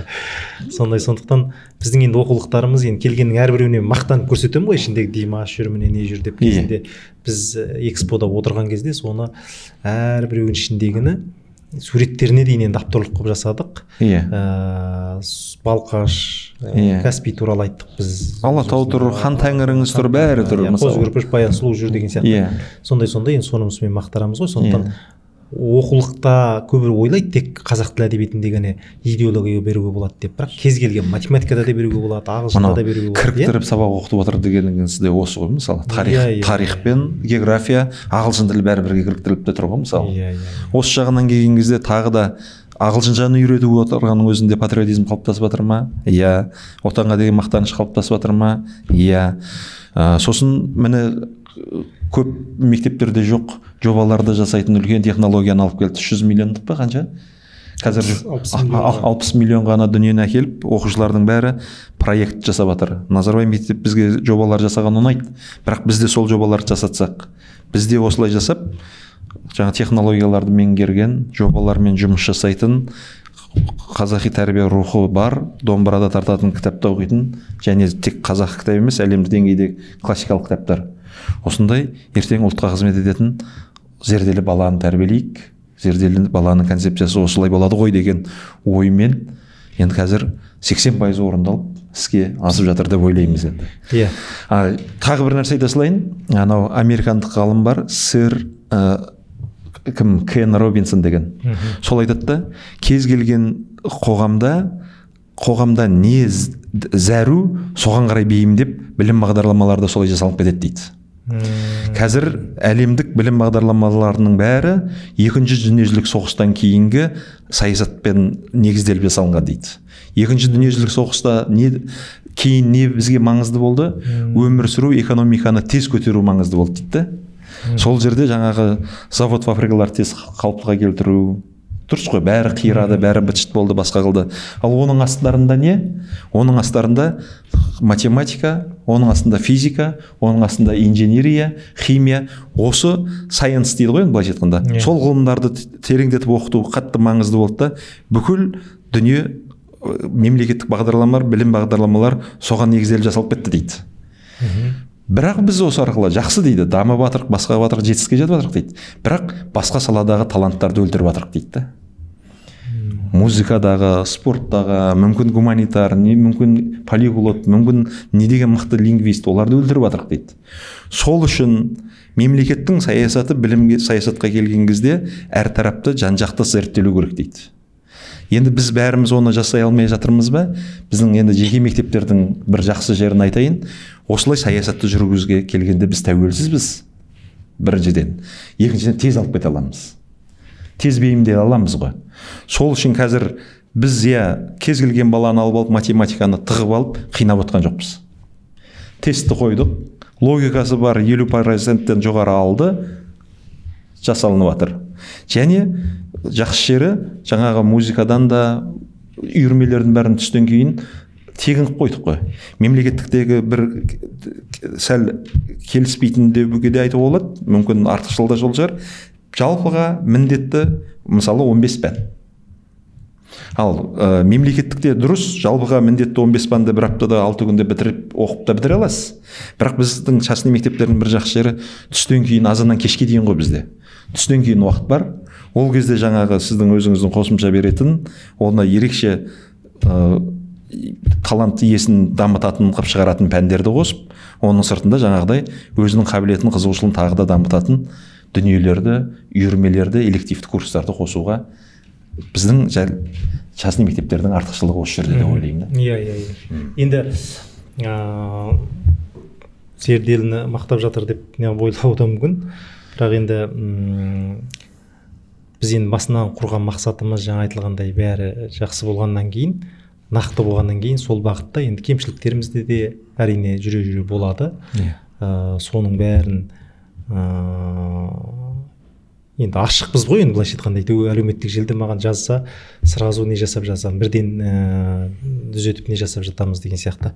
Бірақ басты ана жақтағы менде жүттің үнемі айтатын нәрсесі ғой, жаңағы структурасы, концепциясы несі дұрыс болған жағдайда мынандай кішігірім кемшіліктер енді ол түзетіліп кете береді. Иә? Сол жерде қазір енді үшеуміз отырмыз әлгі 3B деген сияқты. Сосын енді ошақтың 3 бұты деген болады. Иә, жаңа тұрақты дейміз ғой, енді 3 нүкте тұрақты деген. Математикада сондай нәрсе бар. Енді 4 болып кетсе, жаңа бүйтіп қисайып кетуі мүмкін. Параллелограмм тік төртбұрыш бұрышынан бұрай бересің ғой. Сол сияқты 3 болса сен қозғалта алмайсың. Дұрыс. Иә, сондықтан осы үштікке байланысты біраз нәрсені басында сөйтіп ақылдасқанда тіреген нәрсеміз болған. Иә, соның біреуі жаңа айтып жатқан өзіңіздің зерделі бала, екіншісі жаңа өжеттен бит шет жағасын ғана айтып кетті, зерделі ұстаз. Себебі ұстаз ашыңқырап түсіндіріп берсе, ашыңқырап айтса мектептің жүрегі. Сосын үшіншісі біз зерделі отбасы деген жаңағы зерделі классиктен де бұрын зерделі отбасы деген, енді ол осы үштіктің бірінде туған, арғай зерделі отбасы деген біз жобаны ары қарай дамытып не жасадық. Сондықтан өжет өзің осы зерделі ұстаз бен отбасына бір толықтырып айтып жіберсеңіз. Отбасына байланысты айтып берсең, сосын тағы да бір үштік бар, енді өзім айтып кетейін. Иә. Енді ары қарай бізге сұрайды ғой, сендер нені тереңдетіп оқытасыңдар дегенде, жаңа айтылғандай біз оны да айтамыз. Біз дұрыс математика, логиканы тереңдетіп оқытамыз. Себебі қазіргі заман үшін ол математика, логика ол жаратылыстану ғылымдарының негізі. Сондықтан ойы дұрыс қалыптасқан, ертең дұрыс шешім жасай алатын, логикасы қалыптасқан сондай ұрпақ тәрбиелеу дегеніміз. Екіншісі ағылшын тілі, себебі қазір әлемдік ол ағылшын тілсіз ол ести алмайсың. Әлемдік университет өткізу үшін, әлемнің не алу үшін деген сияқты. Үшіншісі жаңа біздің ұлттық құндылықтар деді. Осы да үшеу мысалы. Ол жерде біз домбыраны оқыту, зерделі классик, жаңа зерделі отбасы, кітап оқыту деген нәрсенің бәрін енді сол нәрсеге келіп тіреліп жатыр. Зерделі классиктен де бір басында енді өжет екеуміз бастаған бір керемет не болған, иә, енді ол кішкене не болмай, енді тәжірибе барысында іске аспай қалды. Сосын ары қарай зерделі отбасы кетті, зерделі классик кетті деген сияқты өте керемет кетіп жатыр. Сондықтан осы зерделі ұстаз, өткенде сенің зерделі ұстаз туралы неңде өте жақсы не қозғады. Енді жаңағындай ғой, ұстазды махаббатыңмен айта алатын азамат ретінде айтып жүр. Енді өзіміз сол ұстаздықтан шыққаннан кейін ұстаздардың жағындамыз ғой. Зерделі 3 бағыты деп жатырмыз ғой, бірақ математика деп ағай айтып жатыр. Математика негізі ол бәрінің негізі деп айту керек енді. Енді расында екінші дүниежүзілік соғыстан кейін сондай жағдайлар болды ғой. Бірақ біз ұлт ретінде мысалы бәрін дамытқымыз келеді. Дұрыс. Иә, мысалы өнерді де дамытқымыз келеді. Өзі қазақтар бұрыннан жаңа көшпенді халық болдық, табиғатпен бірге жүрдік. Алла тағаланың бізге берген қасиеттері, тез бейімделеміз. Жаңа жазда барсақ жайлауға бейімделіп кетеміз, қыста барсақ қыстауға бейімделіп кетеміз. Ат үстінде жүріп жарысқымыз келеді. Сосын жаңағы абстракт ойлау қабілетіміз мықты. Енді өзі біз өзіңіз білесіз, әлемдік топовый университеттерде оқыған кезде қазақтардың басқа мысалы қытайлармен салыстырғанда, үндістермен салыстырғанда, кәрістермен салыстырғанда, жапондар жабық халық мысалы. Олармен салыстырғанда біз тез бейімделіп кетеміз. Қарнымыз ашып тұрса біреуден тамағын сұрап жеп қоямыз. Дос болып кете саламыз. Сразу дос болып кетеміз. Жаңағындай, иә. Екі қазақ бір өзгерсе айқайлап алмайды. Сондай өзі бір мына бразилиялықтар да сондай, қазақтар да сондай бір ашық, сондай халықпыз. Одан кейін енді ортада тұрғаннан кейін әрбір ұлттың бір жақсы жағын қалыптастырғанбыз. Енді жаман жақтарымыз да көп енді, бірақ жақсы жағымызды айтқан кезде сондаймыз. Бірақ соның ішінде ұлттық негіздеме ретінде біз енді математикаға өте бейім халықпыз негізі. Қой санаудан тартып күнді түнді ауа райын болжау деген сияқтылардың барлығында біздің неміз бар. Бірақ жаңағы қабілеттік деңгейде біздің зерделінің өзінің талдап алған, жаңа айтып отырғаныңыз, енді жеке мектептер тез бейімделеді, дұрыс, және бейімделіп те жатыр. Мықты жеке мектептер көп қой қазір. Біз үлгі алатын жеке мектептерден енді жаңағы өте көп, салыстырмалы түрде бір осы бәсекеден бүйтіп іріктеліп шығып, өзінің жаңа құндылығында қойып жатқандар бар, өзінің жаңағы белгілі бағытын, мысалы музыкалық бағытты жақсы дамытып жатқандар бар, шығармашылық бағытындағы жеке мектептер бар, бастауыш жағын жақсы ұстап жатқандар бар, немесе жаңағы ОБТ-дан жақсы дайындап жатқандар бар деген сияқты әртүрлі. Бірақ соның ішінде зерделінің бағыты математика, себебі математика бәрінің негізі. Ол мойындаса да мойындамаса да сол. Екіншіден енді жаңа шетелде болғаннан кейін Қазақстанда жүрсең де шетелде жүрсең де ол қалай сені бүйтіп шашыңды сарыға бояп алып, жаңағы көзіңді ақырындап линза салып көк қылып алсаң да ол ішінде қазақ деген нәрсе тұрады да енді. Сондықтан біздің жаңа құндылық мәселесіне келгенде қазақилық мінез сол. Ал жаңағы бағытымызға келген кезде математика енді ертеңгі күні логикалық бағыт болсын, қазір өз жалғыз қалған сол шыдамдылықты, төзімділікті дамытатын математика. Одан кейін математикасы формула деп көбі сезінеді, оны алдында да айттым. Ол формула емес, жаңағы кәдімгі бір бүкіл ғылымның жаңағы ненің фундамент. Қазіргі мысалы Сергей Брейнге қарасаң да кезінде математикалық олимпиададан шыққан, Арсен Томский мысалы бізге жақын, соларда математикалық олимпиададан шыққан, математикасы мықты бизнесте жүргендерді айтып жатырмын ғой енді. Әлемде жазушы бар мысалы математикадан шыққан, ол енді жазушы бағыты деген сөз емес. Сондықтан математика ол абстракт нәрсе. Сол үшін енді біз зерделінің басты несін математикаға, түбін математикаға келіп тіредік те, ары қарай бағыт бойынша жаңағы кете береді баяғы. IT бағыты, жаңағы экономика бағыты, или болмаса жаңағы жаратылыстану пәндер бағыты деген сияқты. Енді біз музыкант шығарып бере алмауымыз мүмкін, жаңа домбыраны фундаменталды үйретеміз, ары қарай дамытатындарын ансамбль бар, сол бойынша дамиды. Бірақ ол жерден бір Димаш шығарамыз деп енді өтірік айтпай қойған дұрыс та. Сондықтан зерделінің бағыттары бойынша жаңағы сондай бағыттар. Енді зерделде сол бірінші зерделі балаға бағана концепциясын жеке өзіңіз жақсылап түсіндірдіңіз ғой. Соның ішінде енді зерделі ұстаз, ол енді мектептің жүрегі, ұстаз, зерделінің жүрегі де ұстаз. Ол жерде ұстаздың біз енді жағдайын жасауға тырысамыз. Біріншіден жаңағы салыстырмалы түрде олимпиадалардан орын алған, немесе бір тестпен қабылдадық. Кейбір нелерін тесттен өтпейді, бірақ логикасын көріп тұрмыз, потенциалын көріп тұрмыз. Мысалы сіз өзіңіз қаншама жаңағы мұғалім болмайды деген адамдарды жаңағы мұғалім қылдыңыз мысалы. Сайған ағай. Мені скоро математик шығарайын деп жатыр. Жоқ, енді көп қой көрдіңіз, ағайдың артынан жаңа не жасап жатқан. Бір 40-қа келіп мұғалімдік несі оянып кетіп қайтадан келіп жатқандар бар, немесе басқа бағытқа адасып кетіп жатқандар бар, немесе осы мұғалімдікте адасып жүргендер бар, оны қайтадан бүйтіп мұғалім болу деген сияқты.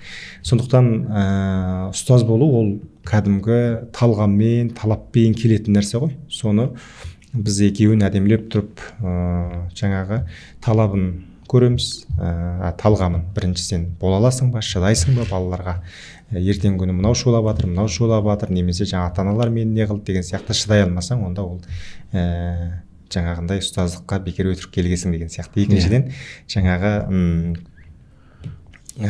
талап басында ол нашарлау болған болуы мүмкін, бірақ потенциалы мықты. Өйткені ол математикадан оқып келгенменен енді университетте әйтеу жүрдім бардым келгендер де болды ғой енді. Бірақ енді ары қарай мықты. Соны енді талабы болатын болса ары қарай үйретіп, мұғалімдік жолға салып, одан кейін барып жаңағы методиканы үйретіп, классрум менеджменті бар, жаңағы есеп шығару бар, немесе жаңағы ағылшыннан деген сияқты. Сондай. Сондықтан зерделі ұстаз концепциясында енді біз бірінші талдап алу процесінде өте қатаң қараймыз. Талдап алуда шейін сен емтиханнан керемет алып тұрсаң болды деген сөз емес, оның жаңағы айтқан сияқты талғамына, талабына бәріне қараймыз. Одан кейін барып тренинг жасап, ақырындап қосамыз. Ол жерде енді онбординг процесс қазір енді көп мұғалімдер ақырындап жүріп жатыр. Мұғалімдікке жаңа ақырындап бейімдейміз. Өз зерделінің ең басындағы жаңағы мықтылығы да сол болды ғой. Ер мұғалімдерді жаңағы мұғалімдікке алып келу деген сол бойынша. Сондықтан зерделі мектептеріндегі мұғалімдер, ең талданып алатын мұғалімдер бейімдеп алғаннан кейін енді олар жарысқа қатысады. Мысалы қазір біздің мұғаліміміз Жапонияға бара жатыр. Мысалы Риза апайымыз. Одан кейін қаншама мұғалімдеріміз жаңағы неше түрлі мұғалімдер конкурсынан немесе жаңағы өзінің дамыту жағынан проектілермен деген сияқты біраз қазір жетістіктерге жетіп жатыр. Сосын мұғалімдерден жыл мұғалімі деген болады. Оны да біз сол бойынша ата-ананың пікірі немесе жаңағы баланың көтерілген нәтижесі сол бойынша да жыл мұғалім қылып жаңағы қаншама мұғалімдерді, ұстаздарды жаңа шетелге демалуға неше жасап жатырмыз. Сондықтан бұл жерде жағдайын жасау мәселесі бар зерделі ұстаздың. Енді көп бізде бүкіл мектепте тамағы тегін, өйткені ол түскі обедке түскі тамаққа тамақ іздеп жүгіріп кетпесін деп ешқандай несі жоқ деп мектептен тегін тамақтандырамыз. Ал кейбіреулеріне тіпті тегін жаңағы автобуспен барып келуін не қыламыз. Одан кейін барып таңғы тамақ, түскі тамақ бәрі тегін болғаннан кейін басқа қалаларға шықса тегін пәтер береміз. Тегін пәтерін береміз. Одан кейін жаңа бір-бірімен. Сонда зерделі ұстаздың концепциясы зерделі баланы тәрбиелейтін осы болғаннан кейін енді кісідің көп айтатын нәрсеңіз бар ғой. Алдымен жаңағы мұғалім өзінің орнын тіктеп, сосын ол өзінің жаңағы зерделі ұстазда концепциясын түсіну керек, сол бойынша зерделі баланы тәрбиелеу керек деп. Енді жарайды, ұстазы керемет, несі керемет, бірақ енді біз таңғы сағат 9-дан 8-ден кешкі 5-ке дейін жүргенмен одан кейін барып үйіне барады. Үйіне барған кезде ол енді зерделі отбасы деген бір кішігірім концепция ұйымдастырдық. Ол жерде бағанағы ата-анасы да ізденгіш ата-ана, бір-бірін кітап оқиды. Мысалы зерделі отбасы енді 3-ші жылы жүріп жатыр. Сол кезде енді бізде ең бірінші алған отбасына біз Дубайға жолдама бердік, семьясымен демалуға. Сонда баяғы отбасы да сезінеді, білімнің арқасында жаңағы баласы да дамып жатыр өзі де. Өз жерден зерделі отбасында логикалық бағыт, яғни логикасын дамытып отырады, математикаға бейімдейміз.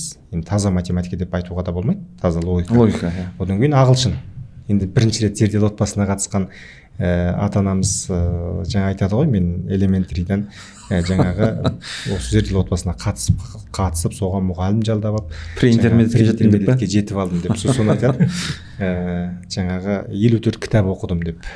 Көрдіңіз бе? Сонда үшіншісінде жаңағы кітап оқу. Сонда семья бір құндылық пайда бола бастады да. Ал өзі түсінбей жүрген кейбіреулер баласы, оказывается біреулер келді, оказывается менің балам жақсы адам екен ғой. Кейбіреу келеді, оказывается біздің папамыз осындай екен, жақсы жағы бар екен деп бір-бірімен жаңағы бір жерге жинау мақсатында ғой. Сөйтті де ол енді қазақтар жаңа аттың үстіне жарысып үйреніп қалғанбыз деген сияқты, андай кітап оқу, мынандай кітап оқу, ол тапсырма десең оқымайды ешкім. Ойбай жарыстырып қойсаң Дубайға жолдама деп бәрі жарысып кеткен. Бір жағынан ана класста сөйткеннен кейін айтады ғой, менің балам класста анау сүмірейіп отырып қалмасын, басқалардың ата-аналары бүйтіп тұрған кезде деп баласы үшін де оқиды да. Дұрыс қой. Сосын мұғалімі де айтады, сөйтіп жаңағы класшылық болады, одан кейін жаңағы сыныбара болады, одан кейін жаңағы жылдықтар арасында мектепшілік болады, республикалық болады. Сол бойынша сөйтіп зерделі отбасында сол өтіп болғанша да біраз кітап оқып ата-ана болып қояды екен. Дайын болады бір жылдың ішінде. Сосын ана ата аналар әдетте ата аналар жиналыс деп шақырсаң келмейді ғой. Иә. Ана Зерделі отбасының жаңағы несі өтетін кезде бір ата ана келмей Бәрі қалмай, әкесі де шешесі де Иә. баласы менен сөйтіп бір партаға отырады ғой, енді үшеу бір партаға отырады, сөйтіп толып келеді ғой сол кезде. Сол жылдың жаңағындай жылдың соңында бізде сөйтіп енді жақсы белсенді қатысқан ата аналар бар. Оқушыларында кейбір грант берген кезде сол белсенділігіне қараймыз, жаңағы тесттегі нәтижесіне қараймыз. Енді оның системасын өздеріңіз жасадыңыздар ғой. Соны жаңа қосымша айта салайын. Ана былтыр маған Тұрсын Сағатбекіне хабарласады. Осындай біз биыл бір грант, екі грант беруіміз керек екінші класстарға. Сөйтсек Рысбек ағайдың баласы бірінші болып тұр, бермей қоямыз ба, не істейміз дейді, өзінің баласына береміз ба дейді. Мен айтсам, ағай Зерделінің бір мүшесі, бір адамы, бірақ бала бұл нәтижесіне қарай алу керек болды. Ол мейлі Рысбек ағайдың баласы ма, президенттің баласы ма, жоқ бір жаңағы қойшы кісінің баласы ма, баланың нәтижесі солай алу керек деймін да. Солай былтыр жаңағындай құралай мысалы бірінші болып алды ғой. Сондықтан бізде ана жол ай сайын 20-дан 20 алып жатыр. Теңдеулер теңдік нәтижесіне келген кезде жаңа талдап алу процесіне біз енді Зерделі үлкен болғаннан кейін қаншама мұғаліміміз бар, орталықтарда істеп жүрген, қаншама директорларымыз бар, қаншама қызметкерлеріміз бар. Сонда бірінші принципіміз сол жаңағы мұғалімнің баласы болса да жаңағы тестпен талдап аласың, Зерделінің директоры болса да. Менің балам өтпей қалса алмаңдар деймін да мен. Мысалы логикасы өтпей қалды, енді мен оны жаңағы тесттен өтпей қалды, онда мен дайындап алып келейін, или болмаса өтпей қалса амал жоқ. Сондықтан көбінде іріктеу дұрыс болғаннан кейін осы мәселелер жақсы алынады. Зерделі отбасына байланысты бір қызық нәрсе айтамын ғой, яғы барлық бала енді Дубайға жолдама десе өз алатын сияқты сезінеді ғой, себебі кітап оқуға жаңағы өжеттегі жарыстыру деген әңгімесі болды ғой. Бір күні өзінің ұлы келіпті дейді, ойбай біз Дубайға жолдама алатын болдық, бірге кітап оқиық деп, ана Зерделі отбасына қатысамыз, мына кітапты берді оқиық деп қоймайды дейді. Өте қызықтар болды ғой. Сөйтіп жаңағы сөйтіп айтады да, мен айтамын, ол тұрған баннер ғой, барасың деген сөз емес, сен алдымен оқу керексің деп. Сосын баннер оқыған ғой, енді жаңағы Дубайға жолдама кім Зерделі отбасынан жеңіп алады. Қошқар мен Текені оқып алып, сосын кейін екеуміз оқып аламыз да. Сосын мен айтамын, оказывается ана жерде Қошқар мен Текеде жаңағы ана киноында енді кішкене басқаша ғой. Мультфильмде басқаша ғой, себебі Теке ақылдырақ болады, ол жақта Қошқар аңқау дейді, бірақ ана жақтан наоборот ертегінде басқаша. Соны сөйтемін да, деп қаламыз да енді, деп жаңа алдымен киноны көріп алдық, сосын оқыдық, сосын жаңағы сол сияқты енді Зерделі отбасы расында жаңа бала мен әкенің, ананың ортасында жақындасу ғой енді, көрдіңіз ба? Әжесінің немесе жаңа туысқандарының ортасындағы жақындасуды не жасайды екен ғой. Мен қазір Зерделі классика оқып жатыр, мен өткенде де бір мысал айттым ғой, сөйтіп жаңағы көкейіне қона қалды дейді да, сөйтіп жаңа анау кепті, мына жерде құс ұшып жүр ма не болып жатыр.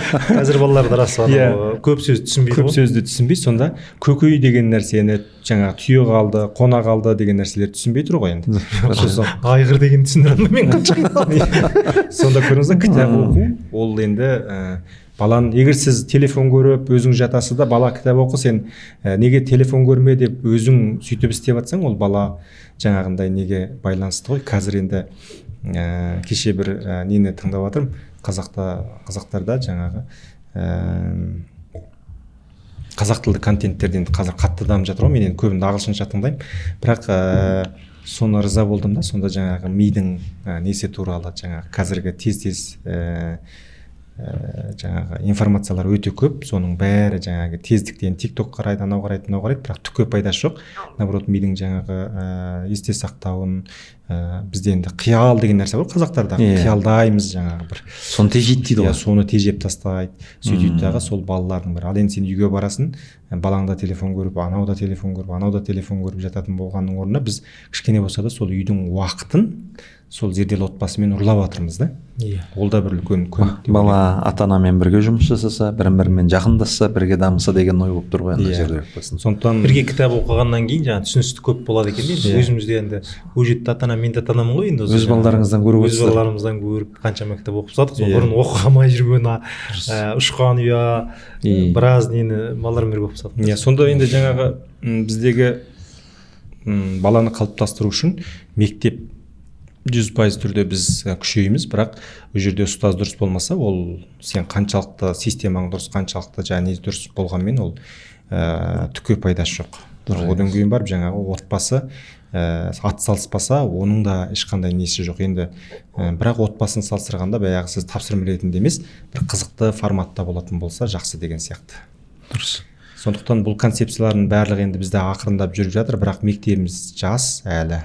Көп нәрселерді біз мұғалім ретінде жаңағы шетелді көрген немесе бір жаңа нәрсені көрген адамдар ретінде, ата-ана ретінде жаңағы бір бірлесіп жұмыс жасайтын осындай бір күшті жаңағы сіздер сияқты жаңа болашақпен бітірген немесе қарапайым таза жаңа мұғалімдіктен шыққан немесе жаңағы бір бизнестен келген солардың барлығы жаңа махаббаты бар адамдардың арқасында зерделі құрылды. Соның арқасында біз әртүрлі пікірді бір-бірімізбен өстіп айтып әртүрлі ойларды ортаға салып, сосын оны жаңа проект ретінде бүйтіп бастағаннан кейін бірінші жыл осындай болды, екінші жыл осындай болды, үшінші жыл мынандай мақсатқа жетеміз деген сияқты. Сондықтан зерделінің қазірге дейін өлмей келе жатқан себебі сол деп ойлаймын мен де өз басым. Сондықтан енді қазір енді көп адамдар сіздерде емес маған кездесіп жатады, жаңа не қылып жатады, зерделі өте жақсы дамып келе жатыр деген нәрселерді айтады. Себебі жаңағындай ғой, енді әрбір даму басқышымызды қарап отырсақ, жаңа сияқты бір 2014-те кішігірім жаңа орталықтан басталды, ары қарай Астана үш орталық болған, 2015-те екіншісін аштық, 2016-та үшіншісін аштық, одан 2017-те төртіншісін аштық деген сияқты.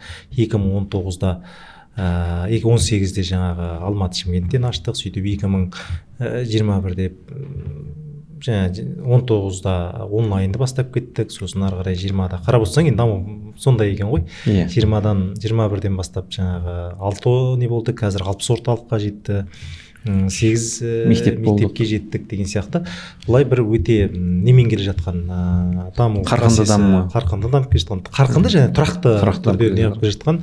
ана кімнің Мұрат ағайдың айтатын басында біз жақсы көреміз ғой аға екеуміз, сол біз жарысқа емес марафонға дайындалып жатырмыз. Сондықтан марафон жүгіретін болғаннан кейін сен энергияңды сақтайсың, асықпай жаңа прогресс жасайсың деген сияқты сөзіңізді өзім соған байланысты жаңағындай ғой.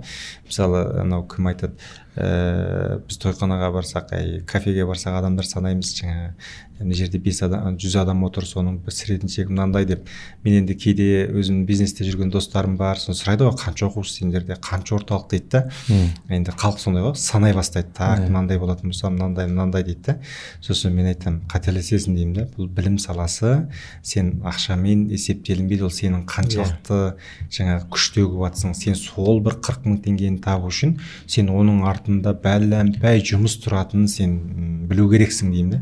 Ал сондықтан енді частный болғаннан кейін, ол ақша тапқаннан кейін сен өзіңнің дамуыңа жұмсайсың, немесе жаңағындай мұғалімнің дамуына жұмсайсың, немесе деген сияқты. Сондықтан қазір енді жаңағыда көп біз енді жазғандағы мәселеде де сондай болды ғой, олар жаңа пайда табу мақсатында сөйтіп отыр деген сияқты. Біз нақтылы есебімізді міне көрсетіп отырмыз. Соның өзінде мынандай минусқа кірдік дегенде барып енді жоғарыда отырған адамдардың өзі сондай түсінікпен қарайды екен да. Ол жеке ақша таппай отыр, сөйтпей отыр деген сияқты. Әрине ол енді жаңа не болғаннан кейін зерделде де басында сондай болдық қой, енді бір бизнес болады деген мақсат болған жоқ дедік. Ары қарай мұғалімнің айлығын көру керек болды, аренда болу керек болды деген сияқты.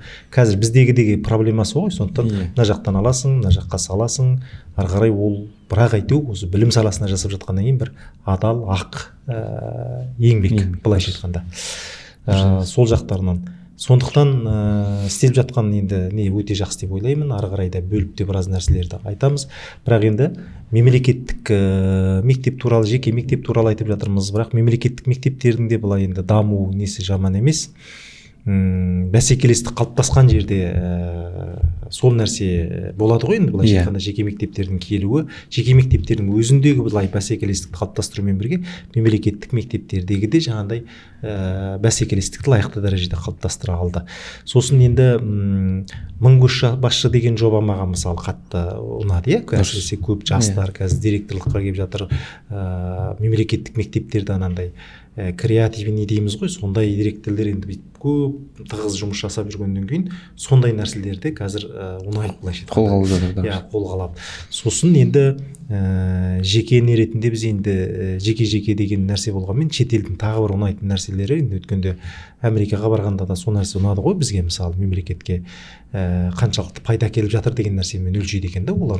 Мысалы біздегі бір советтік ана енді коммунизм не қыламыз деп бір жекелерге бір не қалыптастырып па, байларға десе жаңағыдай бір не қалыптастырып салып па білмеймін, бірақ шетелдердегі сондай жақсы нәрселер бізге алуға болатын нәрселер бар екен.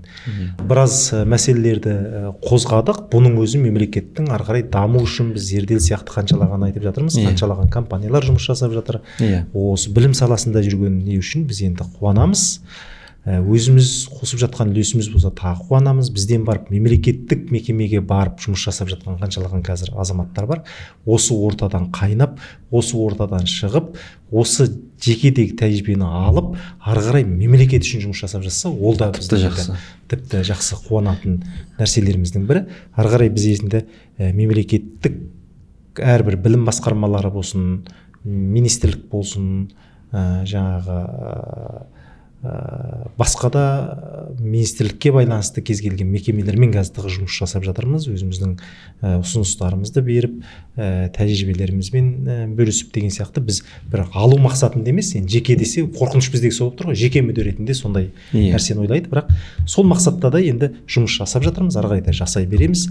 Бұны мен енді подкастымыз түгеп қалмайды, ары қарай бөліп осындай нәрсені жасай береміз. Енді өздеріңіз айтылмай қалдау деген бір қорытынды жақсы нәрселеріңіз болса енді айта кетсеңіздер. Біз жас мектеппіз, 3 жыл 4 жыл енді болып жатырық.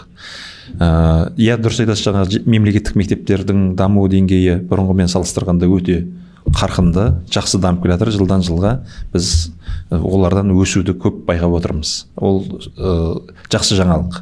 Сосын қазір статустарын педагогтардың, ол педагогқа түсу үшін студенттердің жаңағы талаптарын бәрін күшейтіп, жақсы өзгерістер болды ғой. Негізінен жалпы даму бар, өсіп келе жатырмыз. Бірақ енді біздегі мақсат ақылы осындай сіздер сияқты үлкен азаматтар жүріп, жаңағыда мықты, былайша айтқанда математиктер, логикасы терең, жан-жақты шетелде оқып келген мамандар барлығымыз жүріп, біз енді ары қарай дамыған үлкен бір мектептің негізін қалыптастыруымыз керек пе? Керек. Ары қарай даму керек пе? Керек. Енді осы салада қазір флагман болып отырған Назарбаев мектептер бар, білім инновация мектептері бар. Вот солардың деңгейіне жетуіміз керек пе? Жетуіміз керек, тіпті асуымыз да керек та. Ана Финляндияның осы білім саласындағы ғалымы бар, Солберг деген, өзі ғалым өте керемет. Сол айтады, министрмен бірге Швецияның несіне бардық дейді, конференциясына. Ол жерде Швецияның білім министрі тұр, бұл финляндиялықтар ғой. Мына білім финляндиялық солар тұр дейді. Сөйтіп жаңа Швецияда, Финляндияда, Норвегияда бәрі әлемдегі ең бақытты елдер қатарында ғой негізі.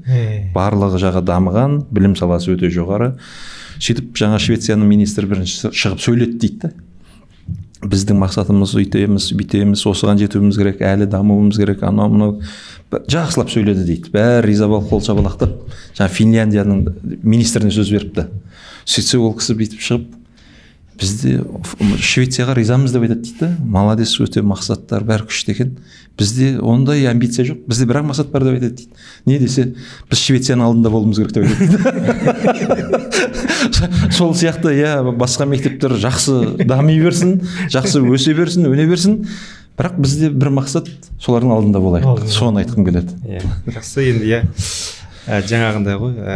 Мен өткенде тағы да бір нәрсе оқып отырмын да, сөйтсем жаңа Финляндия туралы әңгіме болып кетті ғой енді.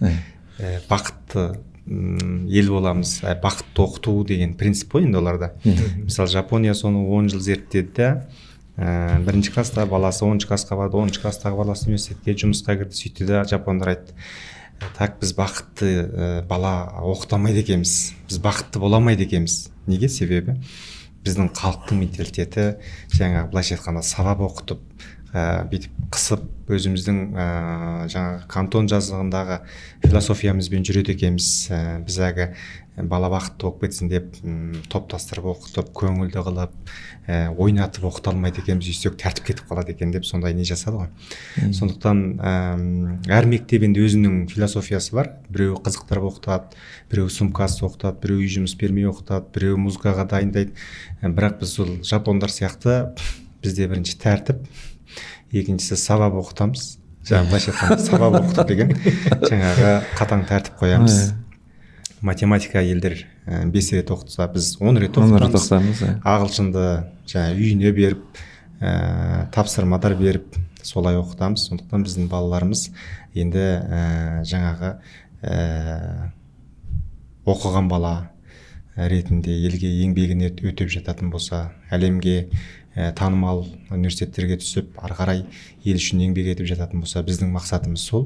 Сосын діңгегі дейді ғой, енді құндылықпенен толтырып, бір сыртқа барғанда өзінің қазақ екеніне мақтанатындай бір ұрпақ дайындасақ, жаңағы батыстық идеология емес, басқа да идеология емес, өзіміздің қарапайым мінезі бар, қазақи тәртібі бар, сондай бір жапондар сияқты еңбекқорлықпен не қылатын болсақ, сондай оқытатын мектеп дайындасақ, бұл біздің енді арманымыз. Және кішкентай болса да теңіздің ішінде бір су болсақ та қосқан үлесіміз болатын еді. Иә. Тамаша, керемет. Абай Мұхтар әрине бола алмаймын, бірақ бір азғантай үлесімді отан үшін қосылсам, сол арманым. Таудағы мөлдір бұлақ бұралған, мың сансыздаған тамшыдан құралған да, жалғыз тамшы болсам да тұп-тұнық болып құрамында жөн көрсем, сол арманым деп менің бір жазған өлеңімдегі өжеттің айтқан нәрсесіме түсіп кетті. Сол жердегі идеям сол ғой, енді бір кішкентай тамшы болсақ та, әйтеу бір таза тұнық тамшы болсақ, елдің бәрінің идеясында сол нәрсе болса, онда біздің қоғам керемет болады болар еді деген идеядан туған ғой. Өте тамаша нәрселер айтылды. Енді жаңада айтылып жатқандай, өжет айтпақшы, бізде отырып ой зерделі мындай деп ақша санайтын не қылатындар көп қой, бірақ біз енді кемшілік, қателіктен аулақ біз деп айта алмаймыз. Даму жолындамыз, ары қарай да дами береміз. Біздің мақсатымыз айқын. Енді арман мақсаттарымыздың біреу жаңа ғой, енді өзінің бір интернаты бар, жаңа несі бар, сондай бір мектеп деңгейіне дейін жетсек деген ойымыз бар. Ешкімнің қолына қарамай, не қылмай, енді қазір көп мектептеріміз енді қаражатқа байланысты бүйтіп үлкен нәрсе жасай алмай жатырмыз, бірақ жасалған нәрсеміз осыған салып келе жатырмыз. Жаңа айтылғандай сала береміз, жаңа айтқан сияқты дами береміз, сол даму жолында бірге тырыса береміз. Сондықтан құрметті оқырмандар, подкаст сіздерге сұхбатымыз пайдалы болған болса, бізді қолдаңыздар, лайк басыңыздар, лайықты ойларыңызға лайықты болды деп ойлаймыз. Енді ойлайықтың да басты идеясы сол. Пікірлеріңіз болса, ұсыныстарыңыз болса, жаза отырыңыздар, жазыңыздар. Бір талқы әлемі болсын, келесі жолы қандай нәрсені тыңдағыларыңыз келеді, ол туралы да жазып айта отырсаңыздар болады. Сондықтан біз сіздермен қоштаспаймыз. Келесі сұхбатта кездескенше.